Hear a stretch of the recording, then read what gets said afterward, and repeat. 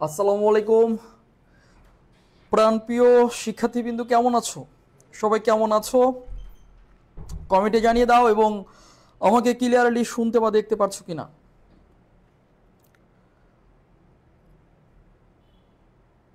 আশা করি তোমরা ভালো আছো, সুস্থ আছো এবং তোমাদের পরিবার পরিজন সবাই ভালো আছে।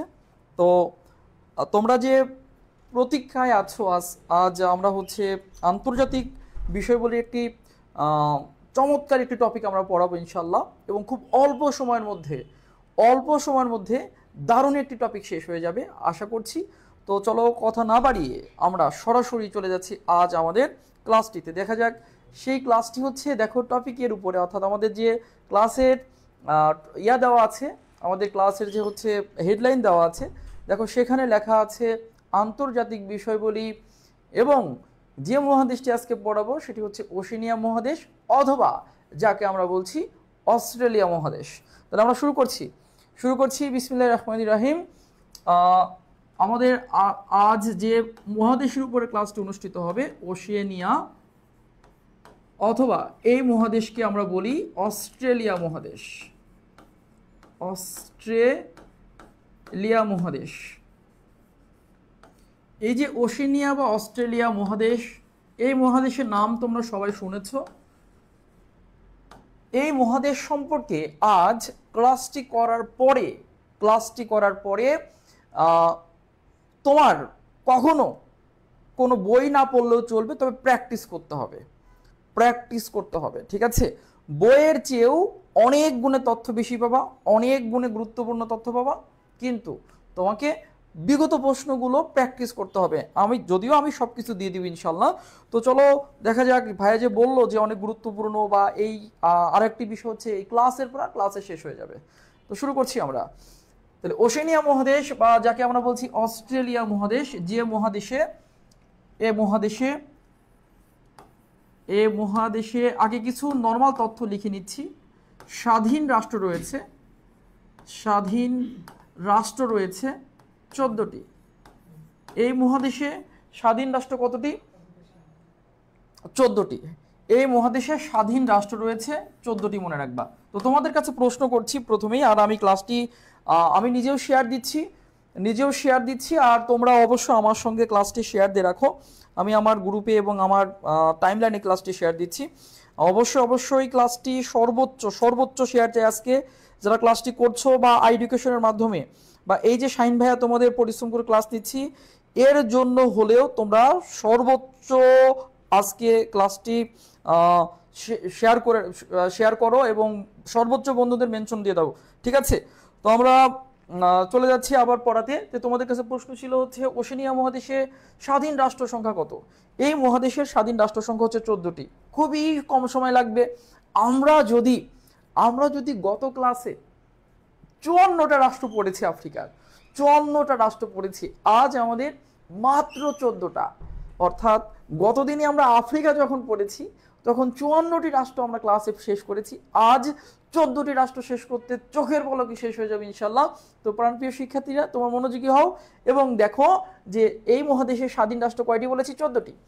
14টি রাষ্ট্রের মধ্যে এই মহাদেশের আয়তনে বৃহত্তম রাষ্ট্র, এই যে 14টি রাষ্ট্রের মধ্যে আয়তনে বৃহত্তম রাষ্ট্র, আয়তনে, শুধু আয়তনে না, আয়তন ও জনসংখ্যায়, শুধু আমরা যদি আয়তন বলি তাহলে ভুল হয়ে যাবে, আয়তন ও জনসংখ্যায়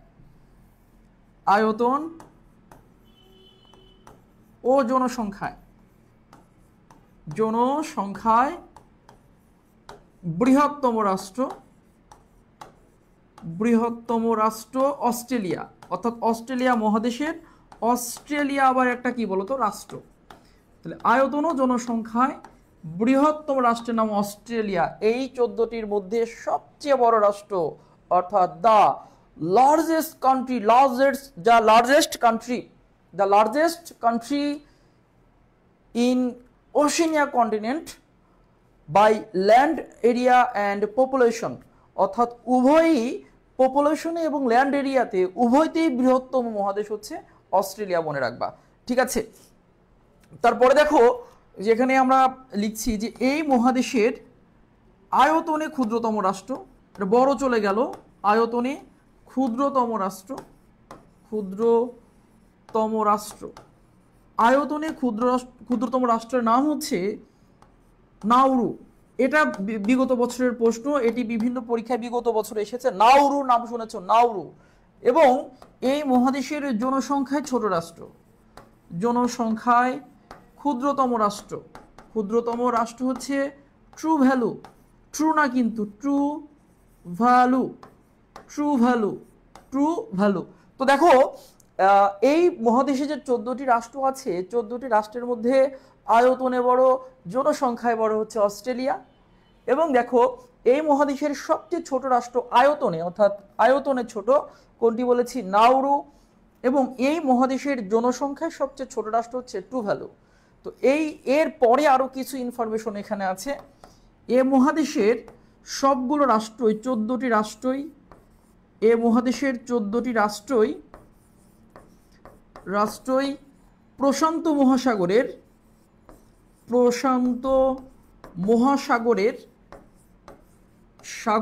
দ্বীপ রাষ্ট্র, প্রশান্ত মহাসাগরের দ্বীপ রাষ্ট্র।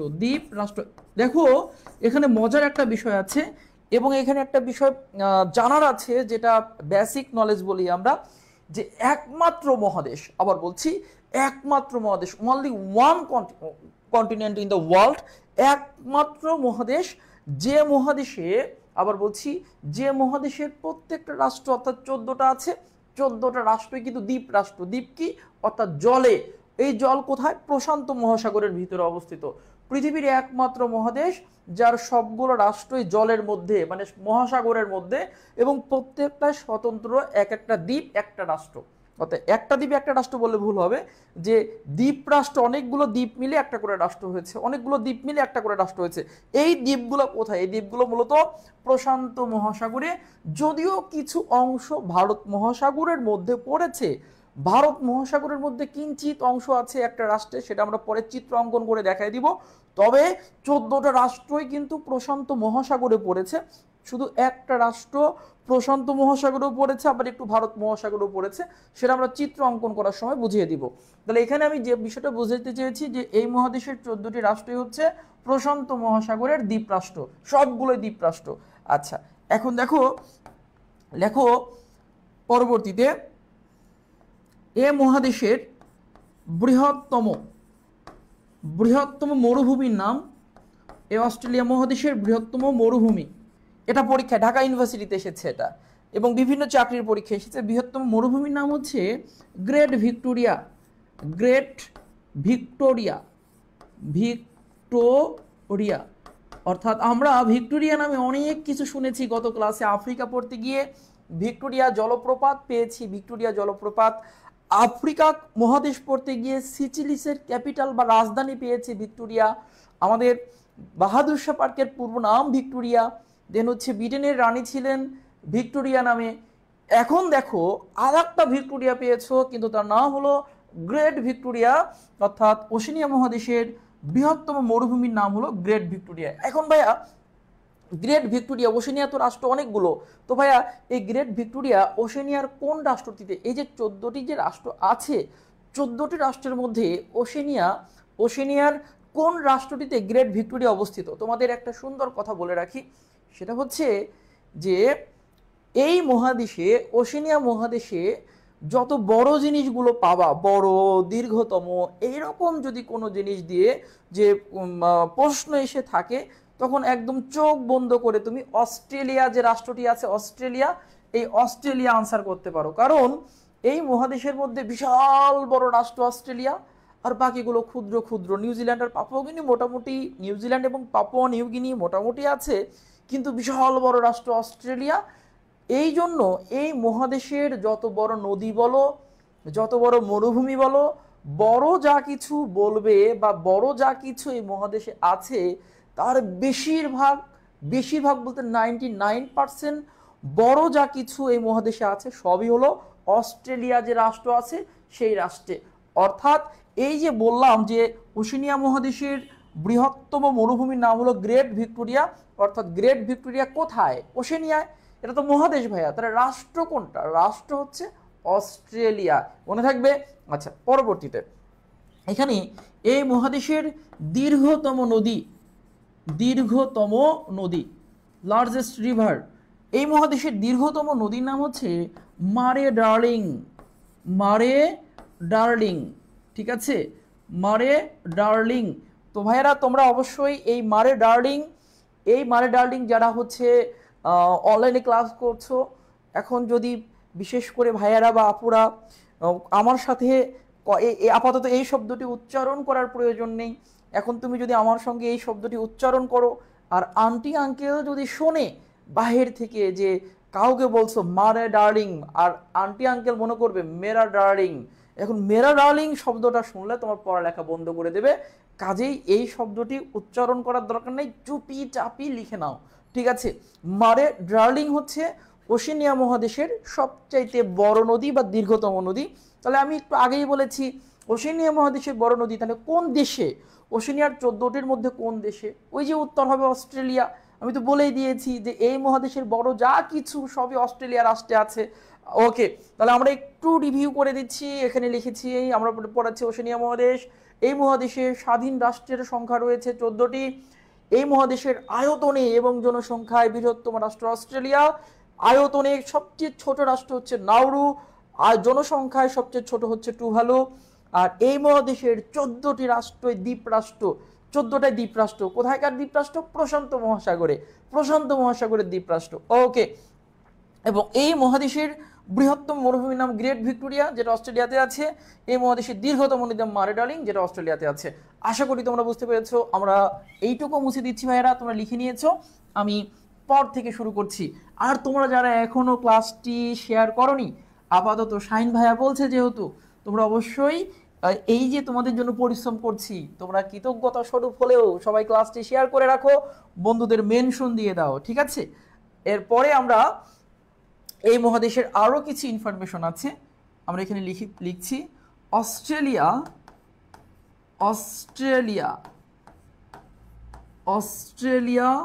শব্দের অর্থ কি? মনে রাখবা, এটিও পরীক্ষা এসেছে। অস্ট্রেলিয়া শব্দের অর্থ এশিয়ার দক্ষিণ দিক,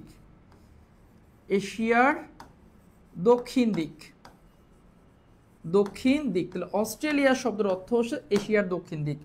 এইবার যে কিছু ইনফরমেশন তোমরা লিখে নিয়েছো, এবার আমি তোমাদেরকে একটা বেসিক দিয়ে পরবর্তীতে আমরা চলে যাব হলো আমাদের একটি আকর্ষণীয় এই মহাদেশটি কিভাবে টেকনিকে মনে রাখা যায়, সে টেকনিকে চলে যাব। টেকনিক জানতে হলে সাথে থাকো শেষ পর্যন্ত। তোমার যে পড়া লাগতো 5 ঘন্টা, এখানে মাত্র 10 মিনিটে সেই টেকনিকে পুরো মহাদেশ আমি ইনশাল্লাহ তোমাদের আয়ত্তে এনে দিব। শুধু একটু অপেক্ষা করো, এখন একটা বেসিক শিখিয়ে নিচ্ছি। এখন একটা এই মহাদেশ সম্পর্কে যদি প্রশ্ন কখনো কমন নাও পড়ে, কিছু বিষয় তোমাদের শিখিয়ে দিচ্ছি। বেসিকে যাচ্ছি, তারপরে আমরা টেকনিকে যাব। এখন দিচ্ছি বেসিক, আর পরে যাব টেকনিকে। তো প্রথমে বেসিক দিচ্ছি যে অ্যাকচুয়ালি আমরা এই ওশেনিয়া মহাদেশকে একটু দেখব।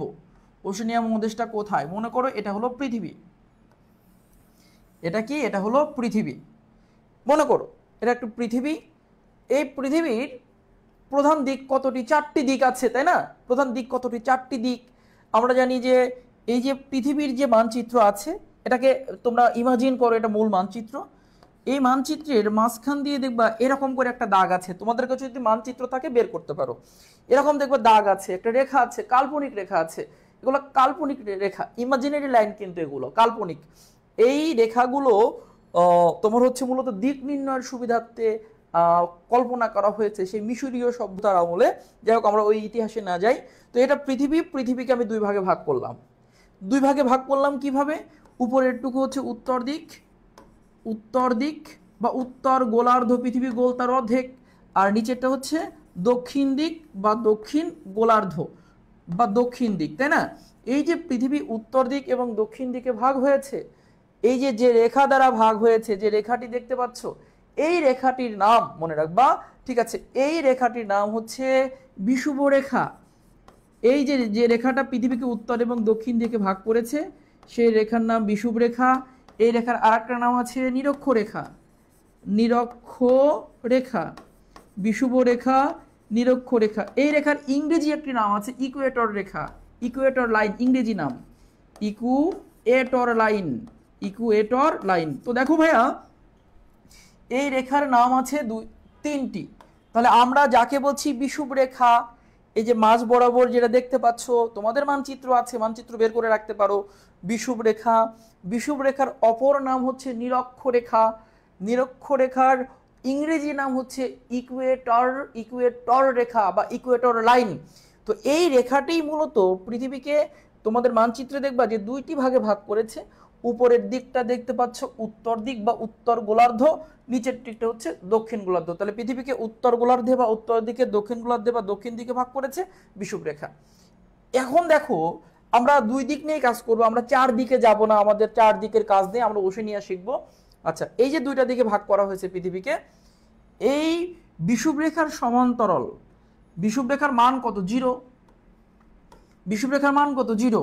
তো বিষুব রেখার সমান্তরাল, এই বিষুব রেখার সমান্তরাল, সমান্তরাল মানে প্যারালাল, এই যে সমান্তরাল একদম সমান সমান বয়ে গেছে, তাকে আমরা বলি কি? সমান্তরাল।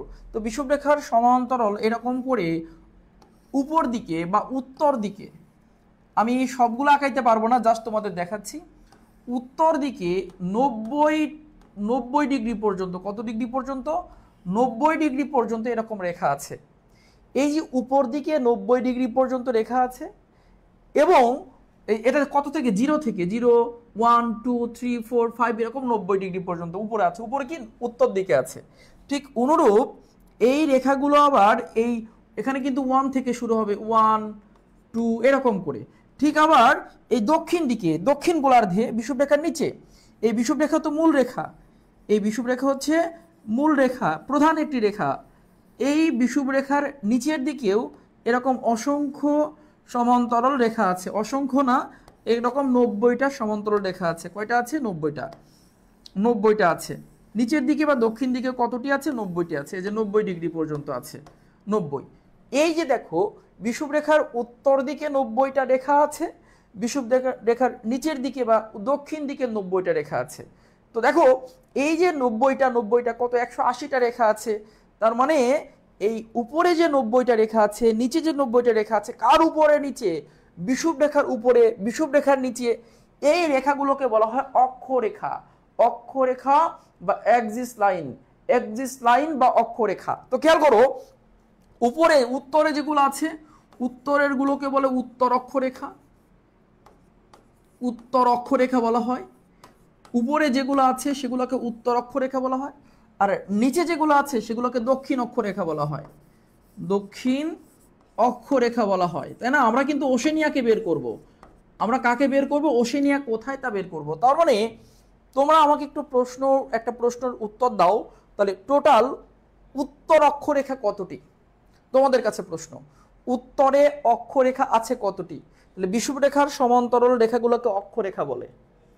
তাহলে অক্ষরেখা, উত্তর অক্ষরেখা কতটি? আর উত্তর চিনব কিভাবে? বিষুব রেখার উপরে। দক্ষিণ চিনব কিভাবে? বিষুব রেখার নিচে। ঠিক আছে, এখানে 1 ডিগ্রি 2 ডিগ্রি 3 ডিগ্রি করে আবার নিচের দিকে নেমেছে। তো তোমাদের কাছে প্রশ্ন করেছি, উত্তর অক্ষরেখা টোটাল কতটি? দেখি কে কে উত্তর করতে পারো। উত্তর অক্ষরেখা কতটি? পৃথিবী অর্থাৎ পৃথিবীর মানচিত্রে মোট কতটি উত্তর অক্ষরেখা আছে? কতটি উত্তর অক্ষরেখা আছে এখন পর্যন্ত? দেখি কে কে উত্তর করেছে, সবার উত্তর দেখার চেষ্টা করছি।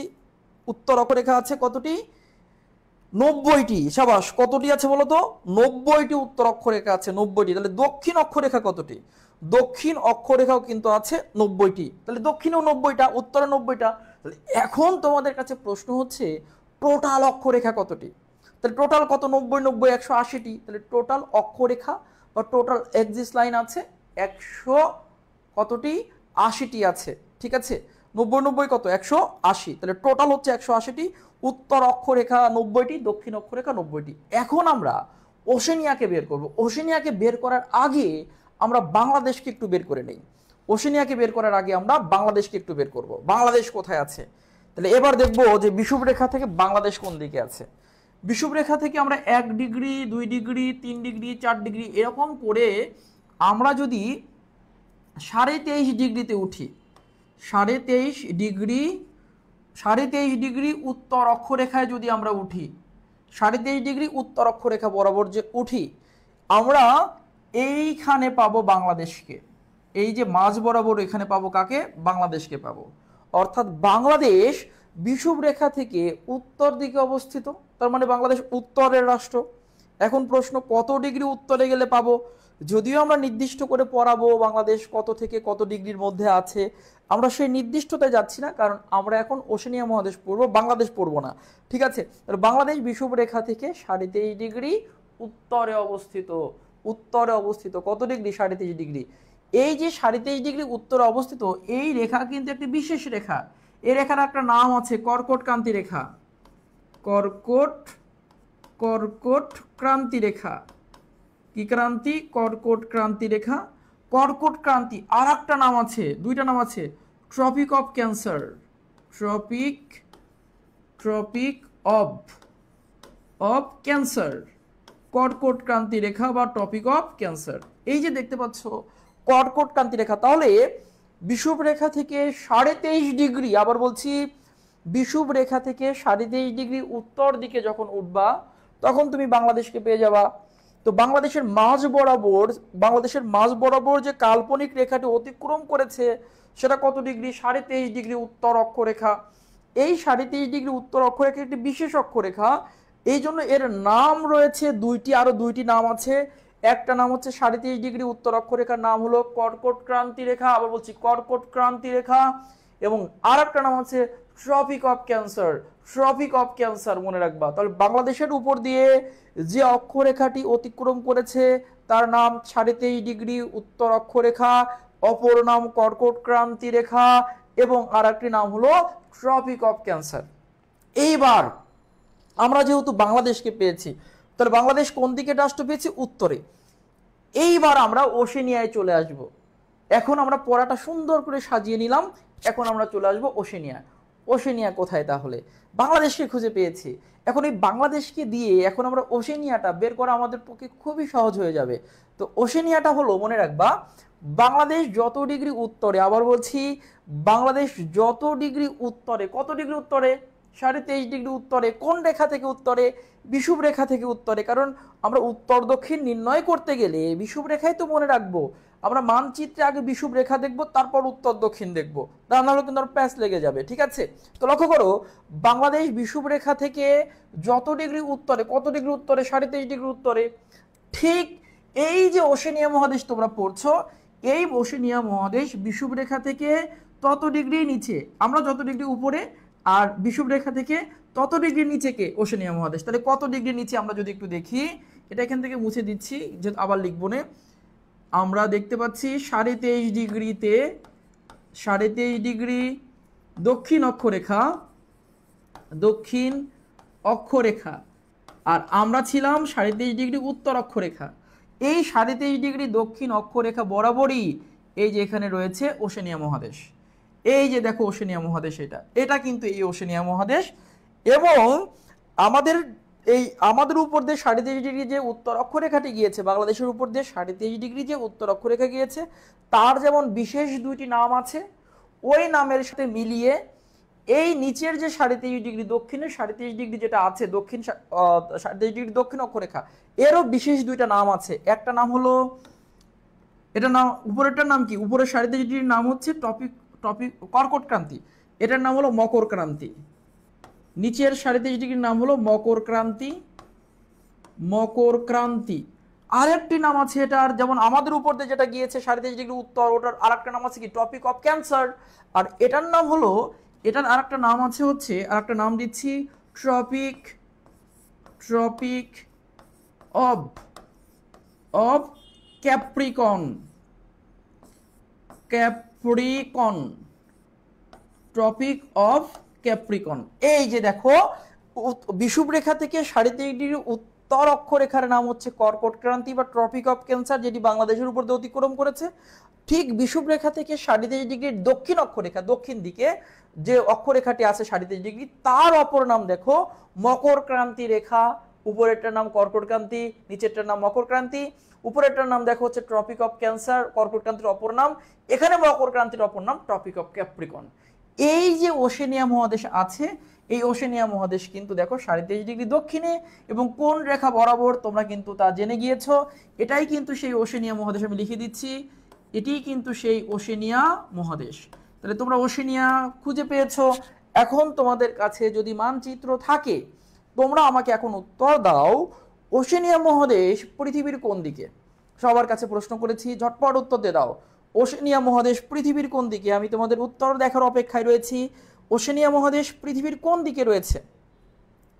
ওশেনিয়া মহাদেশ পৃথিবীর কোন দিকে রয়েছে?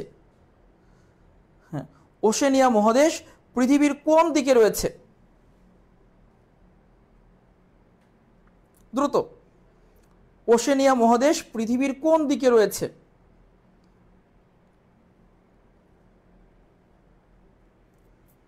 দ্রুততর করো, ওশেনিয়া মহাদেশ পৃথিবীর কোন দিকে রয়েছে? ওশেনিয়া মহাদেশ পৃথিবীর দক্ষিণ দিকে রয়েছে। কোন দিকে রয়েছে বলো তো? দক্ষিণে রয়েছে, দক্ষিণ দিকে। এই যে তোমরা কিন্তু পেয়ে গিয়েছো কোন দিকে? দক্ষিণ দিকে। তোমাদের আমি কমেন্টগুলো পড়ার চেষ্টা করছি, দক্ষিণ দিকে। হ্যাঁ, অনেকে কমেন্ট করেছো যে ভাইয়া দক্ষিণ দিকে। ঠিক আছে, দক্ষিণ দিকে রয়েছে। এবং বলো তো দেখি, ওশেনিয়ার উপর দিয়ে কোন কাল্পনিক রেখাটি গিয়েছে? আমাদের উপর দিয়ে গিয়েছে যেমন কর্কট ক্রান্তি, আর ওশেনের উপর দিয়ে গিয়েছে কিন্তু মকর ক্রান্তি। ঠিক আছে, আশা করি সবাই উত্তর করতে পেরেছো। আমরা যেমন বাংলাদেশ উত্তর দিকের রাষ্ট্র, আর ওশেনিয়া কিন্তু সব এই যে রাষ্ট্রগুলো কিন্তু দক্ষিণ দিকের রাষ্ট্র। তাহলে ওশেনিয়ার যে রাষ্ট্রগুলো আছে সবগুলো কিন্তু দক্ষিণ দিকের রাষ্ট্র, মনে রাখবা। ঠিক আছে, আচ্ছা, এবার আমরা ওশেনিয়াকে খুঁজে বের করলাম। এখন দেখো, এই বরাবর রয়েছে প্রশান্ত মহাসাগর, এ বরাবর রয়েছে প্রশান্ত মহাসাগর। আবার দেখো, তাহলে এই যে প্রশান্ত মহাসাগর যদি বরাবর থাকে, মনে করো এই পুরাটা প্রশান্ত মহাসাগর, প্রশান্ত মহাসাগর, এই সম্পূর্ণটা প্রশান্ত মহাসাগর। পৃথিবী তো গোল, আমরা তো পৃথিবীকে এইভাবে দেখাচ্ছি, অপোজিটেও কিন্তু প্রশান্ত। এই অপোজিট অর্থাৎ এই গোলের যদি অপোজিটটা চিন্তা করো, সেটাও কিন্তু প্রশান্ত। অর্থাৎ এখান থেকে প্রশান্ত শুরু হয়ে একদম অপোজিট সাইডটা পুরাটা প্রশান্ত। তার মানে এখান থেকে শুরু হয়ে অপোজিট ঘুরে এই পর্যন্ত কিন্তু পুরাটা প্রশান্ত, মানে অপোজিট চিন্তা করো। এখন তোমাদের কাছে যদি প্রশ্ন করি, দেখো এই পুরাটুকু যদি প্রশান্ত হয়, তাহলে এই যে ওশেনিয়া মহাদেশ প্রশান্তের মধ্যে পড়ে গেল, প্রশান্ত মহাসাগরের মধ্যে পড়ে গেল। এখন তোমরা উত্তর করো, তাহলে ওশেনিয়া মহাদেশ কোন প্রশান্তে? উত্তর প্রশান্ত মহাসাগরে নাকি দক্ষিণ প্রশান্ত মহাসাগরে? আমি বলেছি যে উত্তর দক্ষিণ ভাগ করার ক্ষেত্রে বিষুবরেখা চিন্তা করলেই হবে। বিষুবরেখার দিকে তাকাও, আমার উত্তর করে দাও যে এই ওশেনিয়া মহাদেশ উত্তর প্রশান্তে নাকি দক্ষিণ প্রশান্তে। একজন কমেন্ট করেছে কি ক্লাস হচ্ছে আমি তো জানি না, এখন তোমার উদ্দেশ্যে বলছি। ঠিক আছে, এই মেয়ের মাথায় এত গরম, এত যদি উত্তেজিত হও, পিছে তো দেখো। আয়শা আসিয়া আক্তার, পিছে তো দেখো। একটা শব্দ কথা আছে না মজা করে, তুমি পিছে তো দেখো আয়শা। এত যদি উত্তেজিত হও, ভবিষ্যতে না পড়লা, না চান্স পাইলা, সংসার তো করতে হবে মায়া, সংসার করতে হবে না? এত যদি উত্তেজিত হয়ে যাও, তখন তো দেখা যাচ্ছে যে জামাইরে মায়েরা টাইরা একদম পুরো অস্থির করে ফেলবা। একটু তো খেয়াল করতে হবে। দেখো আমাদের ক্লাসের উপরে টপিকগুলো দেওয়া আছে, কোন টপিকের উপরে ক্লাস হচ্ছে, কে ক্লাস নিচ্ছে, আন্তর্জাতিক ক্লাস হচ্ছে, কোন মহাদেশের উপরে ক্লাস হচ্ছে, এবং এখানে লেখা পর্যন্ত আছে ওশেনিয়া মহাদেশ বা অস্ট্রেলিয়া মহাদেশ লেখা আছে। উত্তেজিত হয়ে কি ক্লাস হচ্ছে জানি না, কি হচ্ছে, হুট করে এসে ক্লাস। আরে মায়া, এত রাগ রাখা যাবে না। এই রাগ, বাঙালির মাথায় এমনিতেই প্রচুর রাগ, কারণ তোমার চুল কালো, আমাদের চুল কালো, কালো জিনিসের তাপ শোষণ ক্ষমতা বেশি। এই জন্য তো বাঙালির মাথায় এমনিতেই গরম থাকে, কারণ কালো জিনিস তাপ শোষণ ক্ষমতা বেশি। আর আমাদের মেয়েদের মাথায় তো প্রচুর পরিমাণে আরো চুল থাকে, ছেলেদের চেয়ে মেয়েদের মাথা আরো বেশি গরম থাকে। কেন? মাথায় এক ঝাঁক কালো চুল, কালো কেশ থাকে। কাজে ছেলেদের মাথা যতটুকু না গরম হয়, কারণ আমাদের তো মোটামুটি চুল আছে, কিন্তু মেয়েদের তো প্রচুর চুল, আর ওই চুলগুলো তো কালো, আর কালো জিনিসের তাপ শোষণ ক্ষমতা বেশি, মনে রাখবা। ঠিক আছে, তাহলে কালো জিনিস তাপ শোষণ ক্ষমতা বেশি, তোমার মাথার চুল কালো, তোমার রাগ এমনিতেই বেশি। খবরদার, এরকম রাগ রাখা যাবে না, সুন্দর করে খেয়াল করতে হবে যে কিসের উপর ক্লাস হচ্ছে সব কিন্তু দেওয়া আছে। ওকে, তারপরে দেখো আমরা চলে যাচ্ছি আমাদের পড়ায়। আয়শা আক্তারকে বা আসিয়া আক্তার বা আয়শা আক্তারকে আমরা কিছু কথা শুনিয়ে দিলাম। ঠিক আছে, এখানে কিন্তু লেখা আছে ভাই, লেখা আছে বোন, দেখো আমরা কিসের উপরে ক্লাস নিচ্ছি এটা লেখা আছে, তোমার টপিকের উপরে লেখা আছে। ওকে, ঠিক আছে। তো আমরা ওশেনিয়াকে বলেছি যে ওশেনিয়া প্রশান্ত, প্রথমেই লিখে দিয়েছিলাম ওশেনিয়া প্রশান্ত মহাসাগরে। ওশেনিয়া কোথায়? প্রশান্ত মহাসাগরে। আবার এমন হতে পারে মনে করো যাক আয়শাকে দিয়ে বলছে, যদি এত মাথায় আয়শা না আসিয়া, নাম তো ভালো করে দেখি নাই, যাই হোক কার নামের উপরে কি চলে যায়, মনে করো এরকম যে ছেলে পক্ষ দেখতে এসেছে, এখন সে উত্তেজিত হয়ে গেছে, হ্যাঁ ছেলে পক্ষ দেখতে আসছে, কারে আনছো কি আনছো, হঠাৎ দেখা যাচ্ছে যে মিউচুয়ালি পারিবারিক বিয়ে হয়ে গেছে। পারিবারিকভাবে বিয়ে হলে তখন আশায় তো পুরা একদম পুরা তছনছ করে ফেলবে, আব্বা আম্মু কাকে দিয়েছো, এ তো চিনি না জানি না, কাকে এনে বাসায় উঠাইছো, এ কার সাথে বিয়ে দিয়েছো, এর সাথে ভালো আন্ডারস্ট্যান্ডিং নাই, একদম অস্থির করে ফেলেছো। এরকম অস্থির করা যাবে না, ঠিক আছে? একদম সুন্দর করে ঠান্ডা মাথায় সব কিছু ঠান্ডা মাথায় কনভিন্স করতে হবে, না হলে চুরমার হয়ে যাবে। রাগ রাগ মানুষকে ধ্বংস করে দেয়, এত রাগ রাখা যাবে না, ঠিক আছে? একটু কুল হও। ওকে, এবার দেখো যে আমরা এই যে প্রশান্ত মহাসাগর দেখছি, এই প্রশান্ত মহাসাগরের আবার পার্ট দুইটা হয়ে গেল, কারণ পৃথিবীর সবকিছুই পার্ট দুইটা হয়ে গেল, একটা হচ্ছে উত্তর প্রশান্ত, একটা হচ্ছে দক্ষিণ প্রশান্ত। তাহলে আমরা দেখতে পাচ্ছি প্রশান্ত যদি বরাবর থাকে, এই প্রশান্তও কিন্তু বিষুব রেখা দ্বারা দুই ভাগে ভাগ হয়ে গেছে, উপরের টুকু উত্তর প্রশান্ত, নিচের টুকু দক্ষিণ প্রশান্ত। এই দক্ষিণ প্রশান্তের মধ্যেই কিন্তু ওশেনিয়া মহাদেশ অবস্থিত, ঠিক আছে? আচ্ছা, তো আমরা ওশেনিয়া মহাদেশকে খুঁজে পেয়েছি কোথায়, সেটা আমরা এখন চিত্রের মাধ্যমে এতক্ষণ দেখালাম, এখন আমরা লিখবো, ওইটাই আমরা লিখবো। আমরা এতক্ষণ চিত্রে দেখাইছি যেটা, এখন আমরা এটা বাংলা একবার লিখে নিব। লিখবো এভাবে যে দক্ষিণ প্রশান্ত মহাসাগরে,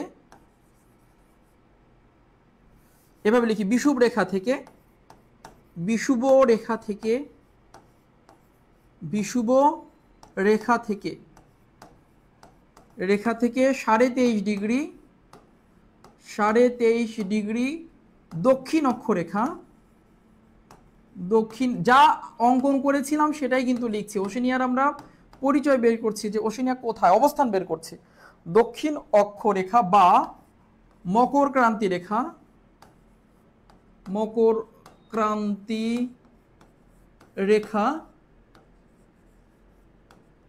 বা বা ট্রপিক অফ ক্যাপ্রিকন বরাবর, ট্রপিক অফ ক্যাপ্রিকন,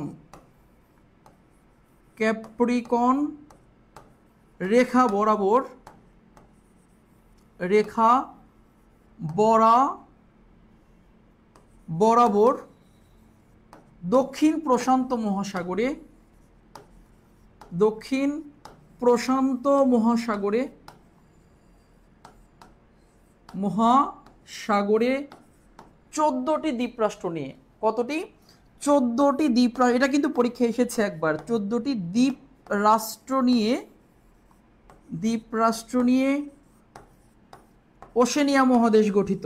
এই দেখো ওশেনিয়ার সংজ্ঞা পর্যন্ত হয়ে গেল, ওশেনিয়া মহাদেশ গঠিত, ঠিক আছে? তাহলে ওশেনিয়া এতক্ষণ আমরা চিত্র অঙ্কন করলাম, এবার আমরা লিখে দিলাম। এই লেখাটাই যদি আমরা প্রথমে লিখতাম বুঝতে পারতাম না। এখন যারা আমার চিত্রটা বুঝতে পেরেছো তারা কিন্তু খুব সহজে ওশেনিয়াকে বের করে ফেলতে পারছো যে অ্যাকচুয়ালি ওশেনিয়া কোথায়। ভাইয়া তো একটু আগে চিত্র অঙ্কন করেছে, তাহলে ওই চিত্রে আমরা দেখেছিলাম বিষুব রেখা থেকে বা নিরক্ষরেখা থেকে 23.5 ডিগ্রি দক্ষিণ অক্ষরেখা বা মকর ক্রান্তি রেখা বরাবর, অথবা আর একটা নাম আছে Tropic of Cancer, Tropic of Capricorn.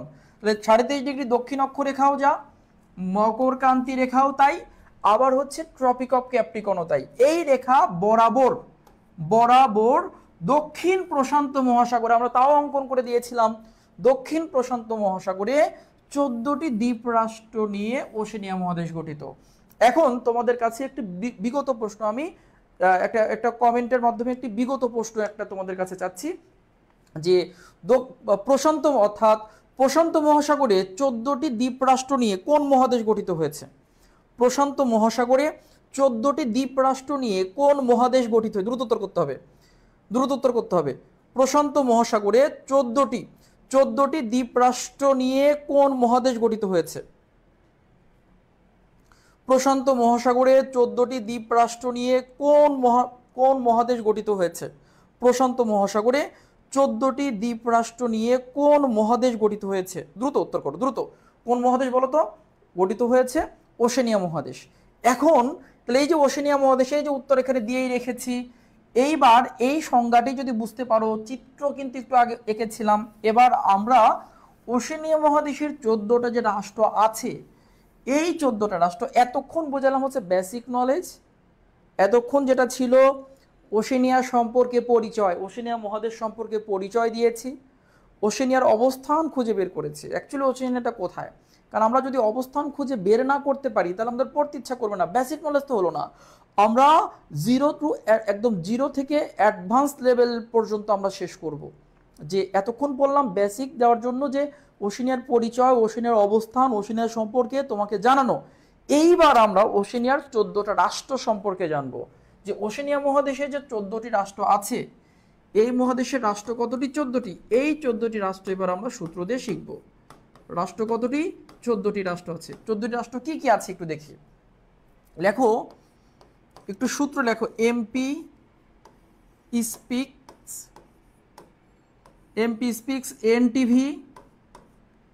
NTV একটা টেকনিক দিচ্ছি, এডিএন এফএম।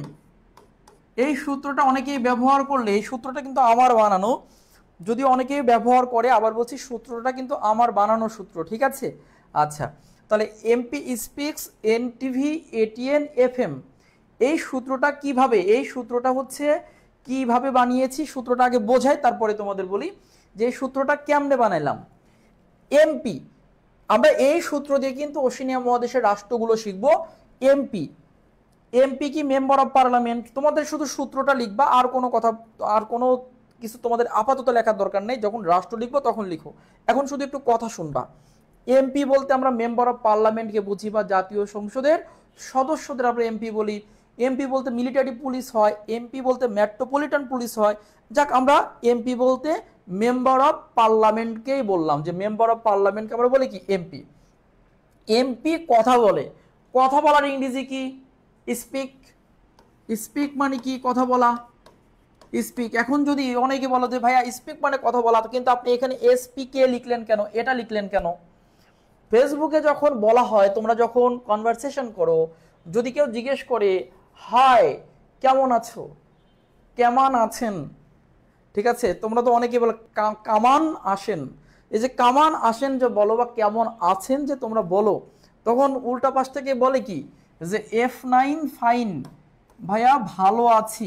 F9 ফাইন, অর্থাৎ ফাইন না বলে, পূর্ণরূপ না বলে চ্যাট ফর্মে তোমরা কি বলছো? F9 fine. ঠিক তেমনি স্পিককে চ্যাট ফর্ম কিন্তু এসপিকে স্পিক, অর্থাৎ এমপি কথা বলে। কে কথা বলছে? এমপি কথা বলছে। এখন এমপি তো, তাহলে এই একটা মনে করো একটা সেন্টেন্স, এই সেন্টেন্সের সাবজেক্ট কে? এমপি। তাহলে সাবজেক্ট এখানে এমপি কতজন? একজন এমপি। ধরো এই সেন্টেন্সের এমপি কতজন? এই যে সাবজেক্ট একজন, সাবজেক্টকে এমপি। তাহলে সাবজেক্ট যদি থার্ড পারসন সিঙ্গুলার নাম্বার হয়, সাবজেক্ট হচ্ছে থার্ড পারসন সিঙ্গুলার নাম্বার, আর তারপরে স্পিক কি? একটা ভার্ব। এই জন্য তারপরে এস বা কি বসে? ইএস বসে। এই জন্য দেখো এখানে এস বসাইছি। তাহলে এমপি স্পিক্স, ঠিক আছে? এমপি স্পিক্স, এমপি কথা বলে। কোন টিভিতে কথা বলে? এনটিভিতে, এটিএনএ এবং এফএম এ কথা বলে। তাহলে এমপি কথা বলছে কোন টিভিতে?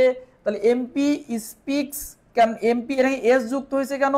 কারণ এই এমপি হলো থার্ড পারসন সিঙ্গুলার নাম্বার, তারপর ভার্বের সাথে কি হয়? এস বা ইএস হয়। যেহেতু এখানে কনসোনেন্ট আছে কে, এই জন্য এস হয়েছে। ভাওয়েল থাকলে কি হতো? ইএস হতো। এই জন্য MP speaks, NTV, ATN, FM. এনটিভিতে কথা বলে, এটিএন এ কথা বলে, আর এফএম রেডিওতে কথা বলে। এইভাবে সূত্রটা বানানো হয়েছে। এই সূত্র দিয়ে আমরা ওশেনিয়া মহাদেশের 14টি রাষ্ট্র সুন্দর করে লিখে ফেলবো। সবাই লেখা শুরু করো, ওশেনিয়ার 14টা রাষ্ট্র। এখন কিন্তু তোমরা মূল পড়ায় চলে এসেছো, যে পড়াটা তোমরা চাচ্ছিলা।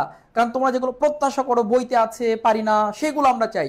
আর আমি বইতে যা নাই তাও পড়াচ্ছি, আবার বইতে যা আছে তাও পড়াচ্ছি, এবং তার চেয়েও হাজার গুণ তথ্য তোমরা, বা বেসিক নলেজ বা তোমার হচ্ছে কমন, ইনশাল্লাহ তোমরা অনেক বেশি পাবা। যদি এরকম পড়তে পারো অনেক বেশি কমন পেয়ে যাবা। তো আমরা পড়ছি এখানে number 1 M for Micronesia. Micro অর্থাৎ এটি ওশেনিয়া মহাদেশের একটি রাষ্ট্র, মাইক্রোনেশিয়া। মাইক্রোনেশিয়া মানে কি? ক্ষুদ্র Asia. Number 2, P for Palau, P for Palau. Number 3, S for Samoa, S for Samoa,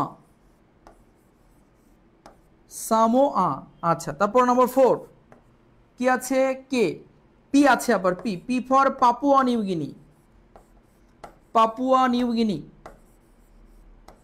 Papua New Guinea. Okay, তারপর হচ্ছে নাম্বার 5, 5 কি আছে? K, K for Kiribati, K for Kiribati, Kiribati. Okay, K for Kiribati. তারপর হচ্ছে number 6, number 6 হচ্ছে কি আছে আবার? এস আছে না? এস, এস ফর সোলোমন দ্বীপপুঞ্জ, এস ফর সোলোমন দ্বীপপুঞ্জ, সোলোমন দ্বীপপুঞ্জ, এস ফর সোলোমন দ্বীপপুঞ্জ। নাম্বার 7, 7 হচ্ছে টি, টি ফর টোঙ্গা, ঠোঙ্গা না কিন্তু, টি ফর কি বলতো? Tonga, T for Tonga, Tonga. ঠিক আছে, আচ্ছা, টোঙ্গা। তারপর হচ্ছে নাম্বার 8 কি আছে? ভি, ভি ফর ভানুয়াতু, ভিতে ভানুয়াতু, ভানু আতু। তারপর হচ্ছে নাম্বার 9 কি আছে? এ, এ ফর অস্ট্রেলিয়া, অস্ট্রেলিয়া, এই যে অস্ট্রেলিয়া, যেটা সবচাইতে বড় এই মহাদেশের মধ্যে, অস্ট্রেলিয়া মহাদেশের নামও প্লাস একটা রাষ্ট্রের নামও মনে রাখবা। ঠিক আছে, আচ্ছা, তারপর হচ্ছে আমরা, এরপর হচ্ছে নাম্বার 10, নাম্বার কত? 10। ঠিক আছে, আচ্ছা, তারপর হচ্ছে কি বলেছি? নাম্বার 10, নাম্বার 10 হচ্ছে টি আছে আবার, আবার টি, টিতে Tuvalu, Tuvalu, T for কি বলতো? To value. নাম্বার 11, 11 নাম্বার আছে কি? এন, এন ফর নাউরু, এক এনতে নিউজিল্যান্ড আর এক এনতে কি বলেছি? নাউরু। এই তো এই মহাদেশের আয়তনে সবচেয়ে ছোট রাষ্ট্র। তারপর হচ্ছে নাম্বার, এখানে একটা বাদ পড়েছে মনে হয়, দেখো, এনতে নিউজিল্যান্ড, আমরা এখান থেকে চলে যাচ্ছি, এনতে নিউজিল্যান্ডটা লেখা হয় নাই, আমরা সরাসরি এসতে কি লিখেছি? সোলোমন দ্বীপপুঞ্জ। এরপরে এখান থেকে আমি একটু মুছে দিচ্ছি তোমাদের, কারণ আমার একটা রাষ্ট্র মিসিং হয়েছে। নাম্বার 7, এন ফর নিউজিল্যান্ড, নিউজিল্যান্ডটা মিসিং হয়েছিল, তোমরা তোমাদের মতো ঠিক রাখো বা কাটাকাটি করে একটু লিখতে পারো। তারপর হচ্ছে number 8, T for Tonga, T for Tonga. Number 9, মাঝখানে শুধু নিউজিল্যান্ডটা বসায় নিলে হবে, তোমার নাম্বারিং না করলেও হবে। টি for Tonga, V for Vanuatu, Vanuatu, Vanuatu. Number 10, A for Australia, আবার বলছি সবই ঠিক ছিল, মাঝখান থেকে নিউজিল্যান্ডটা বাদ পড়ছিল, Australia. Number 11, T for Tuvalu, Tuvalu, T for Tuvalu. Number 12, N for Nauru, N for কি বলেছি? Nauru, Nauru, Nauru. ঠিক আছে, number 13, F for Fiji, F for Fiji. Number 14 দেখো, নাম্বার 14, নাম্বার 14 বা last country যেটা এখানে, M for martial দ্বীপপুঞ্জ, martial island বা মার্শাল দ্বীপপুঞ্জ, মার্শাল দ্বীপপুঞ্জ বা মার্শাল আইল্যান্ডস। এই হচ্ছে ওশেনিয়া মহাদেশের 14টি রাষ্ট্র। আমি ওশেনিয়া মহাদেশের 14টি রাষ্ট্র তোমাদের লিখে দিয়েছি। ওশেনিয়া মহাদেশে এন বাদ পড়েছে, রাহাত হালদার, ধন্যবাদ ভাইয়া, এন বাদ পড়েছে, পরে আমি লিখে দিয়েছি। লেখো তো, একটু খেয়াল করো। তাহলে আমরা দেখতে পাচ্ছি MP, speaks, NTV, ATN, FM. তাহলে আমরা একটা সূত্র তৈরি করেছি, একটি টেকনিক তৈরি করেছি।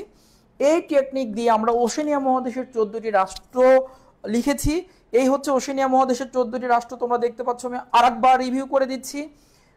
এম ফর মাইক্রোনেশিয়া, আবার বলছি, M for Micronesia, P for Palau, S for Samoa, P for Papua New Guinea, K for Kiribati, S for Solomon দ্বীপপুঞ্জ, N for New Zealand, T for Tonga, T for কি বলেছি Tonga, ঠিক আছে Tonga, V for Vanuatu, A for Australia, T for Tuvalu, Tuvalu, N for Nauru, এক এনতে New Zealand, এক এনতে কি নাউরু, আচ্ছা এফ তে ফিজি, এম তে মার্শাল দ্বীপপুঞ্জ। আরেকবার বলবো, একদম ছোটস্থ রাখবা, চোখ বন্ধ করে আমি দেখো কিভাবে বলছি, একটু দেখো সূত্র দেখে একদম দেখো। Micronesia, Micronesia Palau, Micronesia Palau, Samoa, Papua New Guinea, Kiribati, Solomon দ্বীপপুঞ্জ, নিউজিল্যান্ড, টোঙ্গা, ভানুয়াতু, অস্ট্রেলিয়া, তারপর Tonga, Tuvalu, Nauru, Fiji, Marshall দ্বীপপুঞ্জ। একদম ছোটস্থ করে ফেলো সবাই, ইনস্ট্যান্ট। এই পড়াটা বাকি রেখো না, একদম ইনস্ট্যান্ট পড়ার টেবিলে বসে আমি যখন পড়াচ্ছি এই ওশেনিয়া মহাদেশের রাষ্ট্রগুলো যদি মনে রাখতে পারো, লাভ কি? প্রথম লাভ হবে পারি পারি একটা ভাব আসবে যে আমি একটা মহাদেশের রাষ্ট্রগুলো আমার মাথায় আছে। প্রথমত একটা মহাদেশের রাষ্ট্র তোমার মাথায় পারি পারি একটা ভাব চলে আসবে। আর যদি তোমার মধ্যে কিছু সম্পদ থাকে এরকম, তোমার পড়তে ইচ্ছা করবে যে আমি পারি, আমি অনেক কিছু জানি, আমি একটা মহাদেশের রাষ্ট্র জানি, এরকম একটা ভাব দরকার আছে পড়তে গেলে। যদি পড়ার মধ্যে এরকম সম্পদ না থাকে কিছু কিছু, তাহলে তুমি পড়তে পারবা না, ঠিক আছে। আচ্ছা, আর একটা লাভ আছে কি, তোমার পরীক্ষা আসতে পারে এভাবে প্রশ্ন আসতে পারে, নিচের কোনটি ওশেনিয়া মহাদেশের রাষ্ট্র, তাহলে এই 14টার মধ্যে একটা উঠায় দিবে নিচের কোনটি ওশেনিয়া মহাদেশের রাষ্ট্র। আবার প্রশ্ন আসতে পারে নিচের কোনটি ওশেনিয়া মহাদেশের রাষ্ট্র নয়, তাহলে এখানে এই 14টা মনে রাখলে কোনটা রাষ্ট্র নয় তুমি অবশ্যই বের করতে পারবা। তাহলে ওশেনিয়া মহাদেশের রাষ্ট্র কোনটি, কোনটি নয়। আবার অন্যভাবে প্রশ্ন আসতে পারে, মানে কি এগুলো এসেছে, এই রাষ্ট্রগুলো যেহেতু প্রশান্ত মহাসাগরে, শুধু অস্ট্রেলিয়াটা একটু ভারত মহাসাগরে আছে, এই রাষ্ট্রগুলো যেহেতু দক্ষিণ প্রশান্ত মহাসাগরে, কাজে প্রশ্ন এভাবেও এসেছে নিচের কোনটি প্রশান্ত মহাসাগরের দ্বীপ। এই যেগুলো কিন্তু প্রশান্ত মহাসাগরের দ্বীপ রাষ্ট্র, অর্থাৎ এগুলো দ্বীপ হিসেবেও কিন্তু পরীক্ষা আসে। আবার আসতে পারে নিচের কোনটি প্রশান্ত মহাসাগরের দ্বীপ নয়। যদি এগুলো মনে রাখো তাহলে এর বাইরে যেগুলো থাকবে মোটামুটি সেগুলো এর মধ্যে একটা থাকবে নয়, উত্তর থাকবে। এগুলো যদি তুমি পারো, এখান থেকে মনে করো 3টা উঠায় দিচ্ছে যে নিচের কোনটি ওশেনিয়া মহাদেশের দ্বীপ নয়, প্রশান্তের দ্বীপ নয়, নিচের কোনটি প্রশান্তের দ্বীপ নয়, প্রশান্ত মহাসাগরের, এর মধ্যে 3টা উঠায় দিছে আর একটা দেশে বাহির থেকে, ঠিক আছে, একটা দেশে কি বাহির থেকে দিছে। এখন তুমি মনে করো বাহির থেকে যেটা দেশে পারো না, এই প্রশ্নটাই পারো না, কিন্তু তুমি এই মহাদেশের এই 3টা রাষ্ট্রের নাম তো অবশ্যই মনে রাখতে পারবা, বা এই রাষ্ট্রগুলো তোমার মনে থাকবে, তখন তুমি ক্রস করতে পারবা। এই সোলোমন দিছে, সোলোমন তো ওশেনিয়া, এটা তো প্রশান্তেই অবস্থিত, কিন্তু নয় চাইছে। নিউজিল্যান্ড দিয়েছে, নিউজিল্যান্ড তো প্রশান্তে, আমি তো জানি। তারপর হচ্ছে ভানুয়াতু, ভানুয়াতু প্রশান্তে, এটাও আমি জানি। তাহলে 4 নম্বর উত্তর হবে, যেহেতু 3টাই যেহেতু প্রশান্তে, আমি যেহেতু ওশেনিয়ার 3টাই জানি, আর ওশেনিয়ার 3টাই যেহেতু এখানে আছে, 4 নম্বরটা কি আছে মনে করো মালদ্বীপ আছে। মালদ্বীপ তো ভারত মহাসাগরে, মালদ্বীপ ভারত মহাসাগর তুমি জানো না, কিন্তু তুমি এটা জানো যে প্রশান্তের এই রাষ্ট্রগুলো যেগুলো অপশনে দিছে এগুলো তো প্রশান্তে, এটা তো জানো। কাজেই যেটা থাকবে অপশনে আর একটা ভিন্ন থাকবে, সেটাই উত্তর হয়ে যাবে। এরকম করে তুমি যদি কমনের উপর, অনেকে আছে একদম 100%, অনেকে আছে কাদের চান্স হয় না, অনেকে আছে 100% ভাগ্যের উপর ডিপেন্ড করে যায়, কমনের উপর ডিপেন্ড করে যায় যে কমন পড়লে পারবো, না পড়লে নাই। ওরে ভাই, তোমার কিছু সম্পদ লাগবে, কম পড়লে ইনশাল্লাহ পড়লে কমন পড়বে, তুমি যদি পড়ালেখা করো তোমার কমন পড়বে, কিন্তু তোমার মধ্যে এমন কিছু সম্পদের দরকার আছে যে কমন না পড়লেও এগুলোকে তুমি অস্ত্র হিসেবে ব্যবহার করতে পারবা। দেখবে এই মনে করো অন্য একটি মহাদেশের কোনো প্রশ্ন দিয়েছে বা দিছে এরকম যে কোনটি আফ্রিকার রাষ্ট্র নয়, কোনটি আফ্রিকার নয়, এরকম দিছে। আফ্রিকা তো 54টা রাষ্ট্র, তোমরা কতদিন পড়েছো, আমি 54টাই পড়িয়েছি, একদম দেখো অনেক সুন্দর করে পড়িয়েছি। কোনটি আফ্রিকার রাষ্ট্র নয়, এখন তুমি আফ্রিকার রাষ্ট্র নয় কোনটি তোমার মনে নাই, কিন্তু ওর মধ্যে মনে করো ওশেনিয়ার একটা রাষ্ট্র, ওই অপশনের মধ্যে আছে পালাও, তুমি তো চিন্তা করতেছো কোনটি আফ্রিকা নয় চাইছে, পালাও তো জানি এটা ওশেনিয়ার, উত্তর তো একটাই হবে, বাকি 3টা কি আছে দেখার নাই। কিন্তু আমি তো জানি এই পালাওটা আফ্রিকার নয়, পালাও কোথায়কার, ওশেনিয়ার, এটাই উত্তর হয়ে যাবে। দেখো একটা মহাদেশের রাষ্ট্রগুলো তুমি যদি জানো তোমার কত উপকার, এটা চিন্তা করবা। আর তোমরা কি রকম করে পড়ো, তোমরা বাজারের বইয়ের উপরে ডিপেন্ড করে যাও, তোতা পাখির মতো মুখস্থ করো, গাছের পাতা সবুজ, গাছের পাতা সবুজ, গাছের পাতা সবুজ, এরকম গাছের পাতা তো সবুজ, এরা সবাই জানে, ঠিক আছে, গাছের পাতা সবুজ, গাছের পাতা সবুজ, এটা মুখস্থ করার কিছু নাই। তার মানে তোমাকে বোঝাচ্ছি যে তুমি বাজারের বই পড়ে প্রচুর পরিমাণে পড়তেছো, মুখস্থ করে যাচ্ছ, সেই মুখস্থ সবাই করবে, করতে হবে, কিন্তু পাশাপাশি তোমাকে চান্স পেতে হলে ওই মুখস্থর পাশাপাশি তোমাকে কিছু বেসিক নলেজ রাখতে হবে। আর ওই বেসিক নলেজ মানে কি, তোমাকে এরকম কিছু জিনিস মাথায় রাখতে হবে।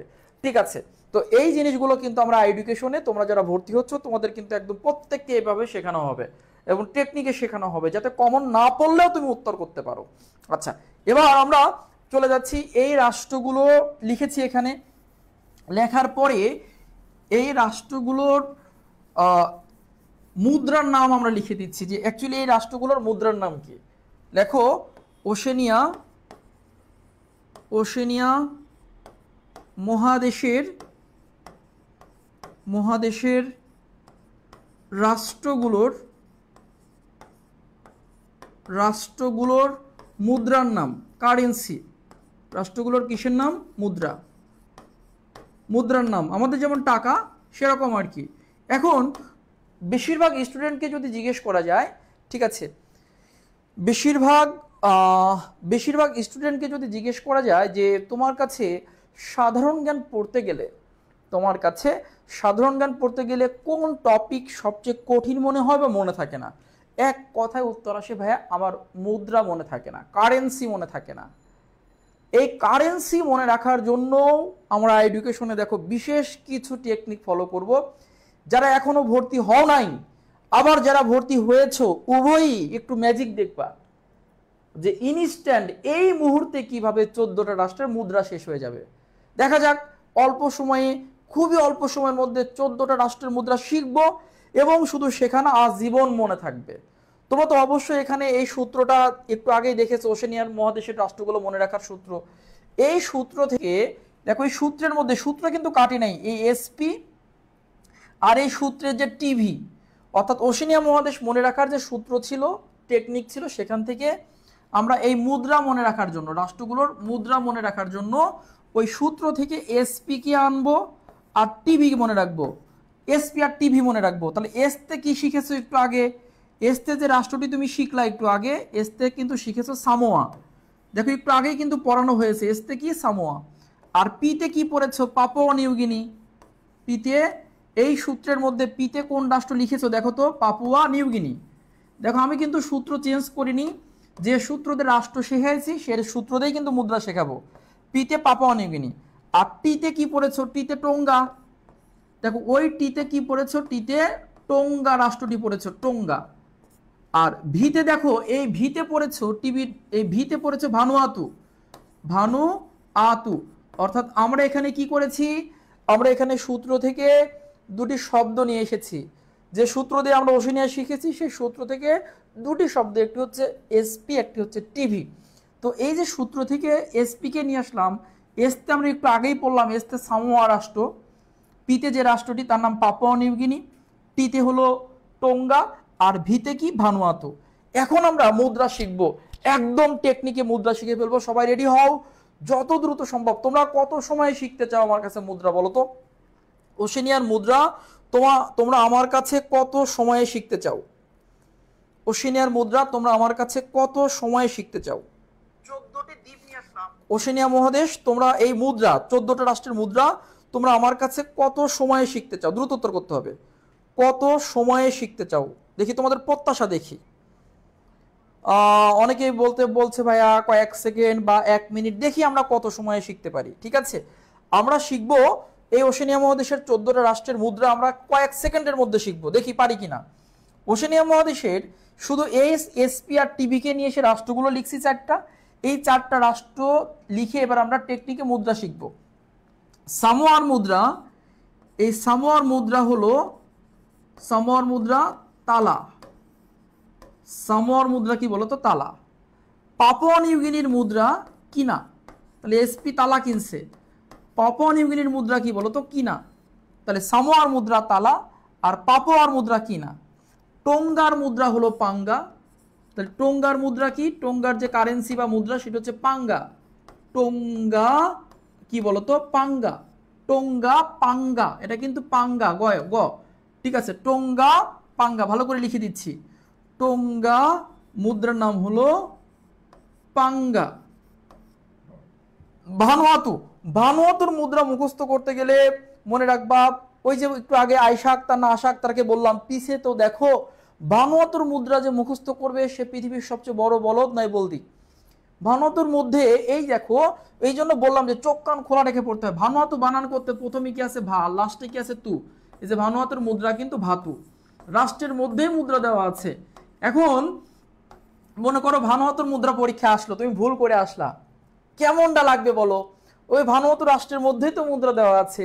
এই যে ভানুয়াতু উচ্চারণ করতে কি প্রথমে ভা আর লাস্টে কি তু, তাহলে মুদ্রার নাম কি ভাতু হয়ে গেল। তাহলে এই চারটা আমরা একটু দেখি। সামোয়ার মুদ্রা তালা, পাপুয়া নিউগিনির মুদ্রা কিনা, তাহলে এসপি কি তালা কিনছে।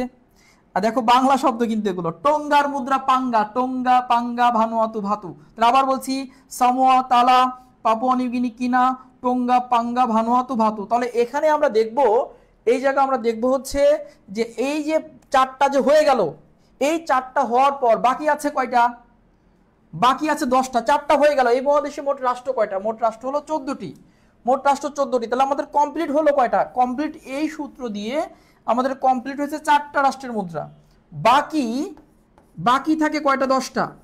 বাকি 10টি রাষ্ট্রের, বাকি 10টি রাষ্ট্রের মুদ্রার নাম ডলার। শেষ। বাকি 10টি রাষ্ট্রের মুদ্রার নাম কি? ডলার। একবারে হয়ে গেল, আমার বারবার মুখস্থ করতে হলো না। বাকি যে 10টা আছে এই সূত্রের, তুমি একটু আগেই শিখেছো, বাকি 10টা রাষ্ট্রের মুদ্রার নাম কি? ডলার। তার মানে এখানে একবারে দেখো, মাইক্রোনেশিয়া ডলার, তারপর পিতে কি? পিতে হচ্ছে পালাও, পিতে হচ্ছে কি? পালাও, পালাও ডলার। এসতে সামোয়া। এই যে এসপি আর টিবিটা শুধু ভিন্ন, সূত্রের এসপি আর টিবির মুদ্রা শুধু ভিন্ন। এসতে সামোয়া মুদ্রা তালা, পাপুয়া মুদ্রা কিনা, কিরিবাতি ডলার, সোলেমন ডলার, নিউজিল্যান্ডের মুদ্রা ডলার। এবার টিবি পেয়ে গেছি, টিবি Tonga pa'anga Vanuatu vatu, Australia dollar, Tuvalu dollar, Nauru dollar, Fiji dollar, Marshall দ্বীপপুঞ্জ ডলার। শেষ হয়ে গেল। তাহলে মুদ্রা শেষ, শুধু 4টা ভিন্ন। অর্থাৎ এখানে মূল কথা, সার কথা বা একদম জিস্ট যে কথাটা, সে কথাটা বলি, 4টা মুদ্রা শুধু ভিন্ন। এই 4টা তুমি কেমনে মনে রাখবা সেটা তোমার দায়িত্ব। আমি আমার মতো পড়িয়েছি মানে আমার মতোই তোমাকে পড়তে হবে, এই টেন্ডেন্সি বাদ দিতে হবে। আমি এখানে বলছি এখানে শুধু 4টার মুদ্রা ভিন্ন, আর বাকি 10টার মুদ্রা কিন্তু ডলার। শেষ। শুধু 4টা ভিন্ন, বাকি 10টা ডলার। এক কথাই শেষ। যদি কেউ কখনো বলে ওশেনিয়ার মুদ্রাগুলোর নাম বলো তো, এই যে সামোয়া তলা, পাপুয়া কিনা, টোঙ্গা পাঙ্গা ভানুয়াতু ভাতু, আর বাকি 10টা ডলার। শেষ হয়ে গেল।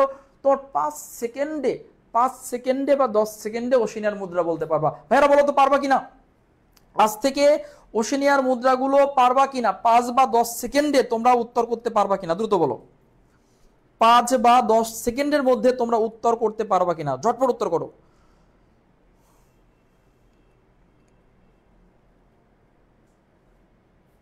দ্রুত দ্রুত।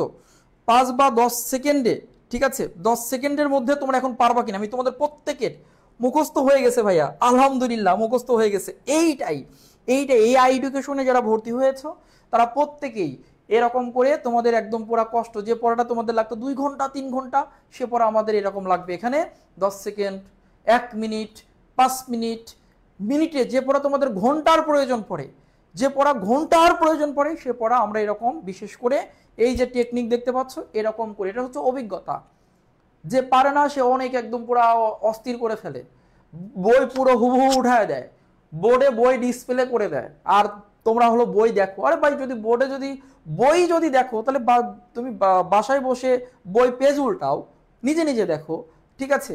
পড়া হচ্ছে এরকম হবে যাতে পড়াটা আমরা দ্রুত এরকম শেষ করতে পারি।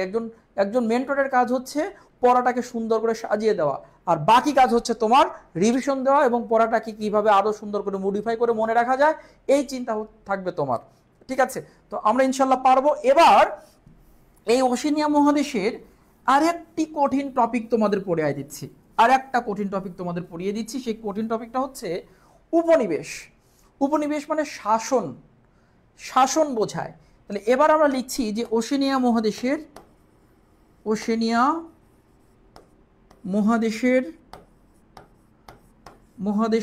14টি রাষ্ট্রের উপনিবেশ পরিচিতি। উপনিবেশ মানে কি বলতো? শাসন। মানে এই রাষ্ট্রগুলোকে কারা শাসন বা শোষণ করেছিল পূর্বে। অর্থাৎ এই যে রাষ্ট্রগুলো আমরা পড়লাম, উপনিবেশ পরিচিতি, এই যে রাষ্ট্রগুলো পড়লাম, এই রাষ্ট্রগুলো পূর্বে কাদের অধীনে ছিল বা কার শাসনে ছিল, কাদের অধীনে ছিল বা যেমন আমরা প্রথমে ব্রিটিশ শাসনে ছিলাম, তারপরে আমরা পাকিস্তানের শাসনে আসলাম। এই যে কোনো দুর্বল রাষ্ট্র বা দরিদ্র এলাকা বা দুর্বল এলাকা, অপেক্ষাকৃত দুর্বল এলাকা বা রাষ্ট্র যদি অন্য রাষ্ট্রের শাসনে থাকে বা শোষণ করে বা শাসন করে, এরকম ঘটনাকে বলা হয় কি উপনিবেশ। তাহলে এখান থেকে উপনিবেশ থেকে প্রশ্ন আসতে পারবে 4 ধরনের। উপনিবেশ থেকে প্রশ্ন আসতে পারে 4 ধরনের। কয় ধরন? 4টা ধরন থাকে, 4টা। এই উপনিবেশ শব্দটাই 4 ভাবে প্রশ্নটা ঘুরিয়ে আসতে পারে। উপনিবেশের শব্দটাই 4 ভাবে প্রশ্ন ঘুরিয়ে আসতে পারে। আমি বলে দিচ্ছি, পরীক্ষা আসতে পারে। যে একটা উদাহরণ দিচ্ছি, যেমন অস্ট্রেলিয়া, এই অস্ট্রেলিয়াকে দিয়ে আমি উদাহরণ দিচ্ছি যে উপনিবেশ থেকে প্রশ্ন কিভাবে আসতে পারে। অস্ট্রেলিয়া কার উপনিবেশে ছিল? এই যে দেখো প্রশ্ন, দেখো অনেকবার এসেছে কিন্তু, অস্ট্রেলিয়া কার উপনিবেশে ছিল, মানে অস্ট্রেলিয়া কার উপনিবেশে ছিল। এই প্রশ্নটি ঘুরিয়ে আসতে পারে অস্ট্রেলিয়া কার অধীনে ছিল, কার, এই অস্ট্রেলিয়া এককালে কার অধীনে ছিল। দেখো ঘুরায় গেল প্রশ্ন, একই প্রশ্ন। আবার আসতে পারে অস্ট্রেলিয়াকে কে শাসন করত, অস্ট্রেলিয়াকে কোন রাষ্ট্র পূর্বে শাসন করত। আবার আসতে পারে অস্ট্রেলিয়া কার কাছ থেকে স্বাধীনতা অর্জন করেছে, অস্ট্রেলিয়াকে কে শাসন করত, এখন তো অস্ট্রেলিয়ার শাসনে নাই, এখন স্বাধীন হয়ে গেছে। এই প্রশ্নটি আবার টার্ন করে আসতে পারে অস্ট্রেলিয়া কার কাছ থেকে স্বাধীনতা অর্জন করেছে। অর্থাৎ আসতে পারে অস্ট্রেলিয়া কার উপনিবেশে ছিল, অস্ট্রেলিয়া কার দখলে ছিল, অস্ট্রেলিয়াকে শাসন করত কে, অস্ট্রেলিয়া কার উপনিবেশে ছিল, অস্ট্রেলিয়া কার কাছ থেকে স্বাধীনতা অর্জন করেছে। এইভাবে 4 থেকে 5 ভাবে উপনিবেশ থেকে প্রশ্ন এসে থাকে। তখন আমরা এই ওশেনিয়া মহাদেশ শুধু না, উপনিবেশ পড়তে গেলে আমরা খুব প্যাচে পড়ে যাই। উপনিবেশ পড়তে গেলে আমরা, স্যাররা বলে মুখস্থ করে নাও। আবার অনেক স্যারকে দেখেছি বলে যে হচ্ছে এই আসবে না স্যার কেমনে জানে। যেমন কিছু কিছু সময় দেখি মানে বলছিলাম এটা আসবে না, বলছিলাম এই টপিক আসবে না। প্রশ্ন কি স্যারের বাবা করে নাকি স্যার করে নাকি স্যারের দুলাভাই করে? প্রশ্ন যে করে কোনো বিশ্ববিদ্যালয়ের প্রশ্ন করলে সেই প্রশ্ন কমিটি প্রতি বছর চেঞ্জ হয়, প্রতি বছর প্রশ্ন কমিটি চেঞ্জ হয়। অনেক সময় অনেকেই দেখেছি এরকম কথা বলে, তোমাদের বলে রাখি, যে বলে যে এবার প্রচুর সাম্প্রতিক আসবে, এবার আবার কেউ বলে এবার প্রচুর বিগত প্রশ্ন আসবে, কেউ বলে গত বছর এটা আসছে এটা আসবে। এই ফাঁদে পা দেওয়া যাবে না। আমি তোমাদেরকে ঝুঁকিপূর্ণ কিছু কথা বলি, আমাদের চান্স না পাওয়ার কারণ হচ্ছে এরকম মিসগাইডেড করা। যেমন অনেকেই দেখেছি বলে যে বেসিক নলেজ বলি না আসবে না, বেসিক নলেজ আসে না, বেসিক নলেজ বলতে কিছু নাই, অনেকে এরকম বলছে, শুনছি, তোমাদের কাছে শুনছি। বেসিক নলেজটা হচ্ছে, বেসিক নলেজ কি আসলে সবই বেসিক বলতে আসলে বেসিকের মানেই বোঝে না। বেসিক বলতে কি, যে তুমি যেটা জানো, মনে করে এটা একটা গাছ, অ্যাকচুয়ালি বেসিক নলেজের মানেই বোঝে না। এগুলো হচ্ছে আনাড়ি দেখা যাচ্ছে যে পড়ানোর জন্য, টাকা ইনকাম করার জন্য এই গাছগুলো, জাত টিচার না। তো দেখো একটা বিষয়, দেখো যে এটা একটা গাছ, এই গাছের কি আছে, এই গাছের হচ্ছে এটা গোড়া, এটা হচ্ছে গাছের শিকড়, এটা একটা গাছ, এই গাছের এগুলো ঢালপাল্লা। তুমি এই গাছটার কিন্তু এই অংশটা দেখতে পাচ্ছ, এই গাছের কিন্তু তুমি এই গাছের এই অংশটাও দেখতে পাচ্ছ, কিন্তু এই গাছের নিচে কি আছে, এই গাছের নিচে কি আছে তা কিন্তু দেখতে পাচ্ছ না। অর্থাৎ এখান থেকেই বোঝা যাচ্ছে যে সাধারণ জ্ঞানের বেসিক নলেজ আর সাধারণ তথ্যটা অ্যাকচুয়ালি কাকে বলে। না বুঝাতে পারলে ভাই না বোঝা, কিন্তু মিসগাইডেড করার দরকার নাই। বেসিক নলেজ অ্যাকচুয়ালি কি আর সাধারণ তথ্য কি? সাধারণ তথ্য মানে তুমি একটা টপিক, মানে এই গাছের সাথে তুলনা করছি, মনে করো যে তুমি পড়ছো হচ্ছে সংবিধান সম্পর্কে সাধারণ তথ্য পড়ছো, এটা কিন্তু এই পড়ার মধ্যে না, তুমি সংবিধান সম্পর্কে সাধারণ তথ্য পড়ছো। সাধারণ তথ্য, সংবিধান কাকে বলে, সংবিধানের প্রকার কয়টা, সংবিধান অনুচ্ছেদ কয়টা, ঠিক আছে। এরপরে দেখো তুমি মনে করো সংবিধানের আরো কিছু তথ্য জানছো, কিন্তু অ্যাকচুয়ালি সংবিধানের উৎপত্তি, সংবিধান কোথায় থেকে উৎপত্তি হলো, সংবিধান কিভাবে সৃষ্টি হলো, একদম গোড়া জানা একটা টপিক সম্পর্কে ভাষা জ্ঞান, ভাষা নলেজ, ভাষা জ্ঞান একটা টপিক সম্পর্কে, সেটা হচ্ছে গাছের আগা। একটা টপিক সম্পর্কে মোটামুটি জ্ঞান যেগুলো বইতে থাকে, মোটামুটি জ্ঞান সেটা হচ্ছে গাছের এই অংশ। আর একটা টপিক সম্পর্কে ডিপলি নলেজ, একটা টপিক সম্পর্কে একদম পুরা ডেপথ নলেজ, অর্থাৎ তোমার হচ্ছে গভীর জ্ঞান রাখা, যে গভীর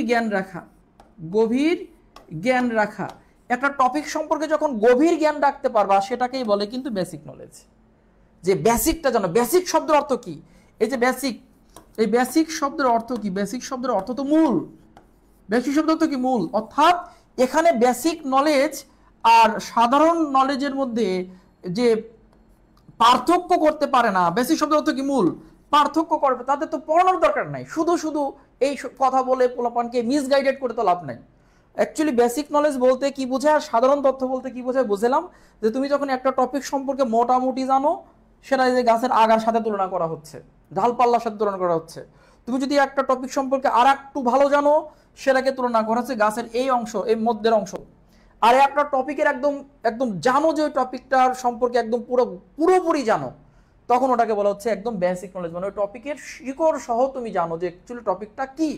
যেমন আমি যদি বলি নদ নদীর তথ্য, নদী, বড় নদী পদ্মা, বা দেখা যাচ্ছে ছোট নদী গাঙ্গিনা, এরকম নর্মাল তথ্য আছে। নর্মাল তথ্য এক প্রকার, সাধারণ তথ্য।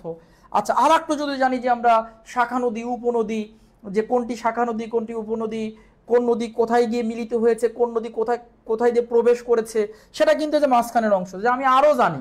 এখন নদ নদী কাকে বলে, নদ নদীর পার্থক্য কি, বা দেখা যাচ্ছে যে নদী উৎপত্তি, শাখা নদীর উৎপত্তি কিভাবে হয়, তারপর উপনদীর উৎপত্তি কিভাবে হয়, শাখা নদী কেমন, উপনদী কেমন, ঠিক আছে। এখন এই যে ডিপ নলেজ রাখা, এই নদী সম্পর্কে যখন তুমি আরো তথ্য জানতে পারবা একদম পুরা এ টু জেড, তখনই তাকে বলা হচ্ছে বেসিক নলেজ, গভীর জ্ঞান রাখা। এখানে বিভাজন করার কিছু নাই, এখানে একথা বলারও দরকার নাই যে বেসিক বলতে কিছু নাই। আরে বেটা, বেসিক বলতে কিছু নাই, পড়ালেখা পারলে তো এগুলো পড়ানো যায়। বেসিক বলতে নাই কে বলছে যে বেসিক? বেসিক মনেই তো মূল, যে কোনো টপিকের গোড়া সম্পর্কে জানা, একদম পুরা কোনো টপিকের একদম পুরা গোড়া কোনটা, কোনো টপিকের মূল কোনটা, এই টপিকটার যদি কোনো দেখা যাচ্ছে যে কঠিন প্রশ্ন আসে, তখন আমি পারবো কিনা। যেমন প্রশ্ন আসতে পারে সংবিধানের উৎপত্তি কোথায় থেকে হয়েছে, সংবিধানের উৎপত্তি কিভাবে হয়েছে, প্রথা থেকে হয়েছে, ধর্ম থেকে হয়েছে, বিচার সালিশ থেকে হয়েছে, এইগুলো জানা হচ্ছে বেসিক নলেজ। কিন্তু আমি সংবিধান কিন্তু ঠিকই পড়ছি, বাজারের বইতে সংবিধান পড়ছি, ওগুলো হচ্ছে সাধারণ তথ্য। আর সংবিধান সম্পর্কে আরো গভীর নলেজ রাখা, সেটা হচ্ছে মিডিয়াম। আরো গভীর নলেজ রাখা, সেটা হচ্ছে বেসিক। যে একটা টপিকে আমার কিচ্ছু বাকি নেই, তো বেসিক নলেজ নাই। আবার একটা জিনিস তোমাকে সতর্ক করে দেয় যে এরকম হয়, এগুলো কিন্তু মারাত্মক, এগুলোই কিন্তু তোমাকে শিখতে হবে, কারণ তোমার এই ভুলটা করা যাবে না। আবার এরকম হয় যে বলে যে গত বছর সাম্প্রতিক এসেছে, এবার সাম্প্রতিক আসবে, এই ফাঁদে পা দেওয়া যাবে না। গত বছর বিগত প্রশ্ন এসেছে গুচ্ছতে, বা দেখা যাচ্ছে যে ঢাকা বিশ্ববিদ্যালয়ে, এবারও বিগত আসবে, এই ফাঁদে পা দেওয়া যাবে না। গত বছর গুচ্ছতে, এই বছর গুচ্ছতে প্রশ্ন সহজ হয়েছে, বাজারের বই থেকে প্রশ্ন হুবহু উঠায় দিছে, তার মানে আগামী বছর বাজারের বই থেকে হুবহু উঠায় দেবে, এরকম চিন্তা করা যাবে না। এমন হতে পারে আগামী বছর এর চেয়ে সহজ হতে পারে, এমন হতে পারে আগামী বছর এর চেয়েও কঠিন হতে পারে।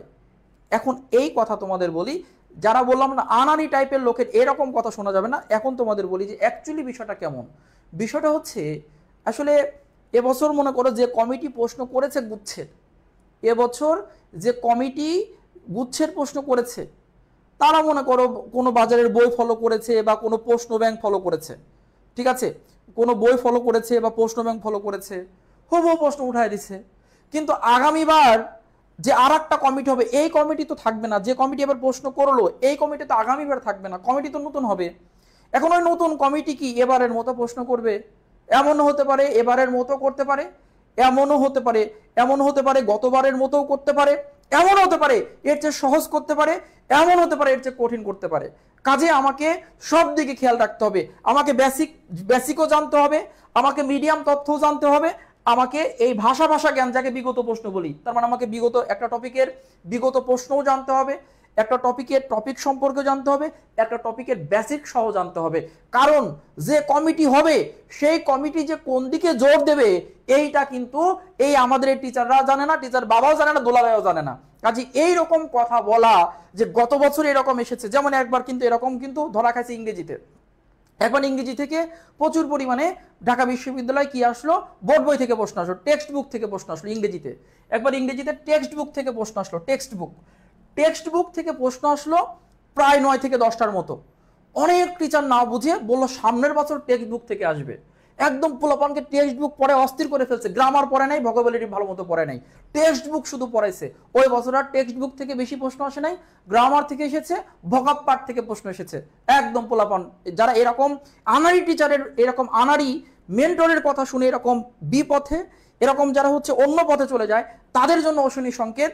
কখনো কিন্তু এরকম কথা শুনবা না যে বেসিক বলতে কিছু নাই, গত বছর এইরকম প্রশ্ন এসেছে, এবার এরকম প্রশ্ন আসবে, বলছিলাম না আমি জানি, তোমার বাবা প্রশ্ন করেছে, দুলাভাই প্রশ্ন করেছে, এই টাইপের কথা কখনো শুনবা না। আর আমার এই ক্ষোভটা এই জন্য, কারণ এইরকম কথা যারা অভিজ্ঞ সম্পন্ন তাদের কথা শুনলে এগুলো মাথা গরম হয়ে যাবে। ঠিক আছে, কেন গরম হবে? কারণ এগুলো তো আনারই কথা। প্রশ্ন কমিটির উপর ডিপেন্ড করবে প্রশ্ন কি রকম হবে, সেটা তুমিও জানো না, আমিও জানি না, স্যারও জানে না, যে যারা পড়ায় স্যারও জানে না। পড়ালেখা এখনো অনেকে শেষ করে নাই, একদম ভাব নিয়ে ফেরাচ্ছে যে বিশ্ববিদ্যালয়ে কেমন প্রশ্ন আমি জানি। এই জন্য যখন সাধারণ জ্ঞান পড়বো, আমি বলে রাখছি, যখন পড়বো তখন বিগত প্রশ্নও পড়বো, সাম্প্রতিকও পড়বো, বেসিকও পড়বো, 3 সাইডে পড়বো। এডুকেশনে এই 3টা সাইডই তোমাদের প্রিপারেশন নেওয়ানো হবে, বিগত প্রশ্ন, সাম্প্রতিক, বেসিক। আবার বলছি, বিগত প্রশ্ন, সাম্প্রতিক, বেসিক, 3 সাইডটায় জোর দিব। আচ্ছা, এক একটা বিশ্ববিদ্যালয়ে এক এক রকম প্রশ্ন হতে পারে। সব বিশ্ববিদ্যালয়ে কি একরকম প্রশ্ন হবে? কোনো বিশ্ববিদ্যালয়ে বেসিক থেকে প্রশ্ন হতে পারে বেশি, কোনো বিশ্ববিদ্যালয়ে বেসিক বলতে কি একটু গভীর প্রশ্ন হতে পারে। বেসিক বলতে অন্য কিছু না, ওই টপিকেরই একটু ডিপ প্রশ্ন করতে পারে। বেসিক বলতে অন্য কিছুই না, বেসিক বলতে ওই টপিকেরই একটু ডিপ প্রশ্ন করতে পারে, একটু কঠিন প্রশ্ন করতে পারে। কোনো বিশ্ববিদ্যালয়ে বিগত প্রশ্ন উঠাই দিতে পারে, কোনো বিশ্ববিদ্যালয়ে সাম্প্রতিক উঠাই দিতে পারে। অ্যাকচুয়ালি এরকমই তো হয়, কোনো বিশ্ববিদ্যালয় বাংলাদেশ থেকে বেশি দিচ্ছে, কোনো বিশ্ববিদ্যালয় আন্তর্জাতিক থেকে বেশি দিচ্ছে। এখন এমন যে গত বছর এক বিশ্ববিদ্যালয় বাংলাদেশ থেকে বেশি দিয়েছে, আমি এরকমই পড়াবো, এবার বাংলাদেশ থেকে দেবে, এই রকম কথা শোনা যাবে না। আমি এত জোর দিয়ে তোমাদের কথাগুলো বললাম এবং এত সিরিয়াসলি বললাম, এই কথাগুলো বলার উদ্দেশ্য হচ্ছে, এই কথাগুলো মাঝে মাঝে তোমাদের মাধ্যমে আমার আসে যে অমক টিচার এটা বলেছে, অমকে এটা বলেছে, এরকম কথা শুনলে ভাই চান্স হবে না। কেন? কারণ প্রশ্নের কমিটি ঠিক থাকে না, প্রশ্ন কমিটি চেঞ্জ হয়। এবছর যে কমিটি গুচ্ছের প্রশ্ন করেছে, সামনের বছর সেই কমিটি থাকবে না। সেই কমিটি এমন হতে পারে এবছরের মতো করতে পারে, বিগত প্রশ্ন করতে পারে, প্রশ্ন সহজও করতে পারে, বেসিক থেকেও করতে পারে, সাম্প্রতিকও করতে পারে। এই জন্য আমাকে সব দিকে খেয়াল রাখতে হবে, এই ঝুঁকি নেওয়া যাবে না। ঠিক আছে, ওকে, সবাই কি বুঝতে পেরেছো ভাইয়া কি বোঝাতে চেয়েছি? এবার আমরা যে কাজটি করব সেটি হচ্ছে, উপনিবেশ। উপনিবেশ, উপনিবেশ অ্যাকচুয়ালি কি বলে? উপনিবেশ বললাম যে উপনিবেশ কাকে বলে। উপনিবেশ যদি আমরা বেসিক বুঝতে যাই তখন আমরা শিল্প বিপ্লব থেকে পড়তে হবে। যদি উপনিবেশের বেসিকটা বুঝতে চাই শিল্প বিপ্লব থেকে পড়তে হবে। এত কিছু না বুঝে শুধু নর্মাল মনে রাখো, উপনিবেশ অর্থ শাসন বা শোষণ। শাসন বা শোষণ। শক্তিশালী রাষ্ট্রগুলো, সাম্রাজ্যবাদী রাষ্ট্রগুলো তাদের অপেক্ষাকৃত দুর্বল রাষ্ট্রগুলোকে যে শাসন শোষণ করত, সম্পদ লুণ্ঠন করে নিয়ে যেত, এরকম অবস্থাকে বলা হতো কি উপনিবেশ। এই ওশেনিয়া মহাদেশের 14টা রাষ্ট্রের উপনিবেশটা আমরা এখন শেষ করে ফেলবো, যে কোন রাষ্ট্র কার উপনিবেশে ছিল। খুবই টেকনিকে আমরা শিখে ফেলবো যে কোন রাষ্ট্র কার উপনিবেশে ছিল। দেখো আমরা ওশেনিয়ার উপনিবেশ শিখছি। 1 নাম্বার দেখো সামোয়া, এখানে কিন্তু একটা রাষ্ট্র আছে, নাম কি দেখো। আচ্ছা, তার আগে দেখি এখানে এই সূত্রের মধ্যে এম আছে কয়টা? 2টা। দেখো এই একটা এম আর লাস্টে একটা এম। এই সূত্র দেখো, আমি সূত্র কিন্তু চেঞ্জ করি নাই, প্রথমে এম লাস্টে এম। এই যে এম আর হচ্ছে কি এম, এম প্লাস এম, এতে সূত্রের প্রথম এম আর দেখো লাস্টে এম। এই যে এম প্লাস এম যে 2টা রাষ্ট্র হচ্ছে, এমতে কিন্তু তোমরা পড়েছো মাইক্রোনেশিয়া, তোমরা কিন্তু কি পড়েছো?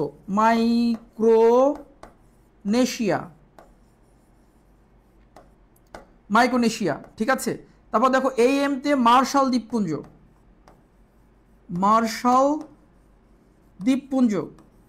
এই এমতে কি বলেছি বলতো? মার্শাল দ্বীপপুঞ্জ, একটু আগে কিন্তু পড়েছো মার্শাল দ্বীপপুঞ্জ আর মাইক্রোনেশিয়া।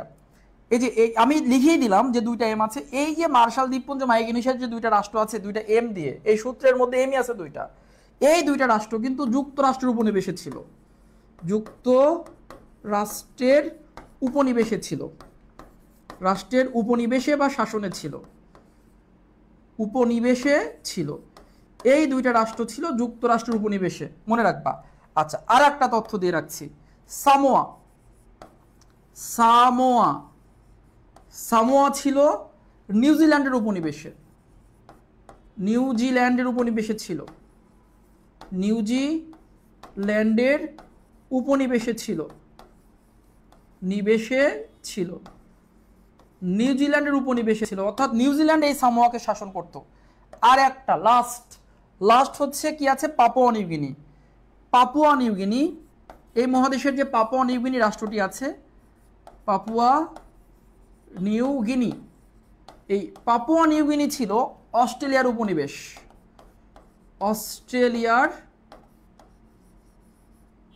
অস্ট্রেলিয়ার উপনিবেশ ছিল। এই চারটার উপনিবেশ শুধু মনে রাখবা, আর বাকি সবগুলো সহজ। তাহলে ওশেনিয়া মহাদেশের রাষ্ট্র 14টা, চারটা শুধু ভিন্ন, সেই চারটা আমি লিখে দিয়েছি সহজ কথায়। টেকনিক পুরাটা, ওশেনিয়া মহাদেশের রাষ্ট্র 14টি, চারটার উপনিবেশ শুধু ভিন্ন, বাকি সব এক। বাকি সবগুলোকে এক রাষ্ট্র শাসন করেছে, সেটাই ওখানে আমরা জানবো। এই যে মাইক্রোনেশিয়া, দুইটা এম লিখেছি, এই সূত্রে একটা এম আছে, লাস্টে একটা এম আছে। এমতে মাইক্রোনেশিয়া আর এমতে মার্শাল দ্বীপপুঞ্জ, এই দুইটি রাষ্ট্রকে শাসন করত যুক্তরাষ্ট্র। অর্থাৎ এই দুইটি রাষ্ট্র, ওশেনিয়ার এই দুইটি রাষ্ট্র, এম দিয়ে যে দুইটি রাষ্ট্র, এই দুইটি রাষ্ট্র পূর্বে যুক্তরাষ্ট্রের শাসনের অধীনে বা উপনিবেশে ছিল। তাহলে প্রশ্ন আসতে পারে মাইক্রোনেশিয়া কার ছিল, মার্শাল দ্বীপপুঞ্জ কার উপনিবেশে ছিল? উত্তর হবে যুক্তরাষ্ট্রের উপনিবেশে ছিল। এই যুক্তরাষ্ট্রের কাছ থেকে তারা স্বাধীনতা লাভ করেছে। এবার দেখো সামোয়া, এই যে এস্তে সামোয়া ছিল নিউজিল্যান্ডের উপনিবেশ। প্রশ্ন হতে পারে সামোয়া কার উপনিবেশ ছিল? নিউজিল্যান্ডের। সামোয়াকে শাসন করতো কে? নিউজিল্যান্ড। সামোয়া কার দখলে ছিল? নিউজিল্যান্ড। সামোয়া কার অধীনে ছিল? নিউজিল্যান্ড। সামোয়া কার কাছ থেকে স্বাধীন হয়েছে? নিউজিল্যান্ডের কাছ থেকে। এবার পাপুয়া নিউগিনি, পাপুয়া নিউগিনি কার অধীনে ছিল? অস্ট্রেলিয়ার অধীনে ছিল। কার শাসনে ছিল? অস্ট্রেলিয়ার ছিল। কার কাছ থেকে স্বাধীন? অস্ট্রেলিয়ার কাছ থেকে স্বাধীন। এই যে এই চারটা শেখার পরে আর বাকি থাকে, এখানে মোট রাষ্ট্র কটা? 14টা। বাকি 10টি রাষ্ট্র, বাকি 10টি রাষ্ট্র, বাকি 10টি রাষ্ট্র, আবার বলছি বাকি 10টি রাষ্ট্র ব্রিটিশ উপনিবেশে ছিল। শেষ হয়ে গেল। ব্রিটিশ উপনিবেশে ছিল, উপনিবেশে ছিল। বাকি 10টি রাষ্ট্র ছিল ব্রিটিশ উপনিবেশ। এই যে হয়ে গেল, শুধু চারটা ভিন্ন আর বাকি সব সেম। তার মানে আমরা যদি প্রথমে বলি, এই যে দুইটা এম মনে রাখবো, মাইক্রোনেশিয়া ছিল যুক্তরাষ্ট্রের উপনিবেশে, পালাও ছিল ব্রিটিশ উপনিবেশ, ঠিক আছে। সামোয়া নিউজিল্যান্ডের উপনিবেশ, যদিও পালাওয়ের ক্ষেত্রে একটু জটিলতা আছে, জাতিসংঘ কেন্দ্রিক, সেটা পরে বোঝাবো। আচ্ছা, সামোয়া নিউজিল্যান্ডের উপনিবেশে ছিল, যে এই চারটার মধ্যে পড়ে গেল সামোয়া। পাপুয়া নিউগিনি অস্ট্রেলিয়ার উপনিবেশে ছিল। Kiribati British, Solomon British, New Zealand ছিল ব্রিটিশ উপনিবেশ, টোঙ্গা ব্রিটিশ উপনিবেশ, ভানুয়াতু ব্রিটিশ উপনিবেশ, অস্ট্রেলিয়া ব্রিটিশ উপনিবেশ ছিল। অস্ট্রেলিয়া ব্রিটিশ উপনিবেশে ছিল। আবার অস্ট্রেলিয়া কিন্তু পরে আবার কাকে শাসন করেছে দেখো, পাপুয়া নিউগিনিকে। অস্ট্রেলিয়া প্রথম নিজেই ছিল ব্রিটিশ উপনিবেশে এবং পরবর্তীতে সে আবার পাপুয়া নিউগিনিকে শাসন করেছে দেখো। যাই হোক, টোঙ্গা ব্রিটিশ উপনিবেশ, নাউরু, টুভালু, ফিজি এবং মার্শাল দ্বীপপুঞ্জ কার ছিল? এই যে এম এর মধ্যে পড়ে গেল দুইটা এম, কার ছিল? যুক্তরাষ্ট্রের ছিল। পারবো না ভাইয়া বলো তো? উপনিবেশ সহজ কথায়, মূল কথা, চারটা শুধু ভিন্ন, বাকি সব এক। বাকি কয়টা থাকে? 10টা। মোট রাষ্ট্র 14টা, চারটা ভিন্ন, বাকি সব ব্রিটিশ উপনিবেশ। সবাই একটু একসঙ্গে কমেন্ট করে জানাও যে তোমরা পারবা কিনা। সবাই একসঙ্গে কমেন্ট করো যে তোমরা উপনিবেশটা বুঝতে পেরেছো কিনা। উপনিবেশটা সবাই বুঝতে পেরেছো কিনা আমাকে ঝটপট কমেন্ট করে জানিয়ে দাও। উপনিবেশ তোমরা সবাই বুঝতে পেরেছো কিনা, দ্রুত কমেন্ট করো। আমরা সবাই উপনিবেশ বুঝতে পেরেছি কিনা একটু কমেন্ট করে জানিয়ে দেই।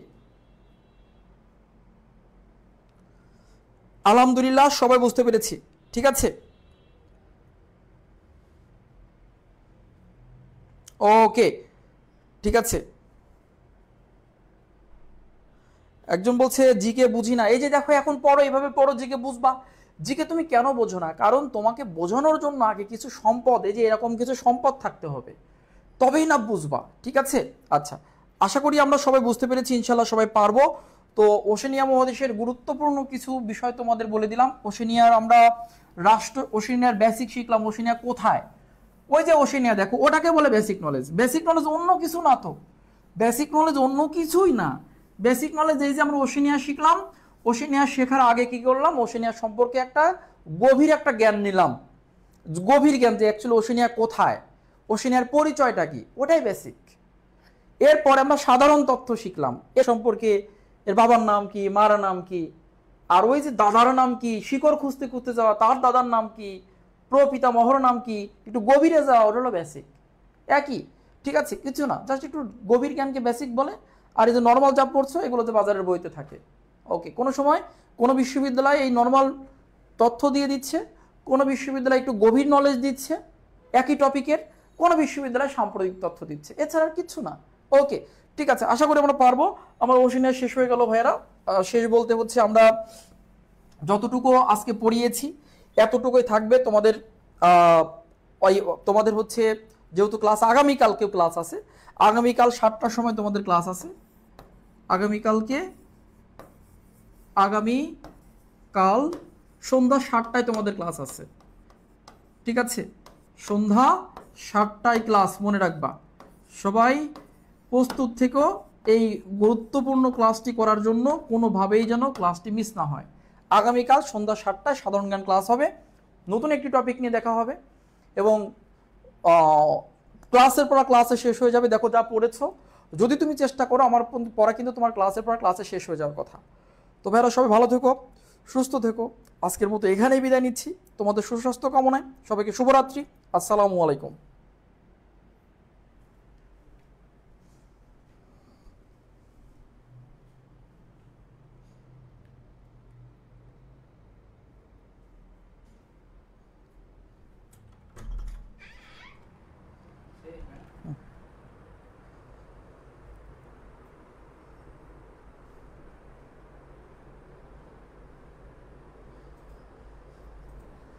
অনুরোধ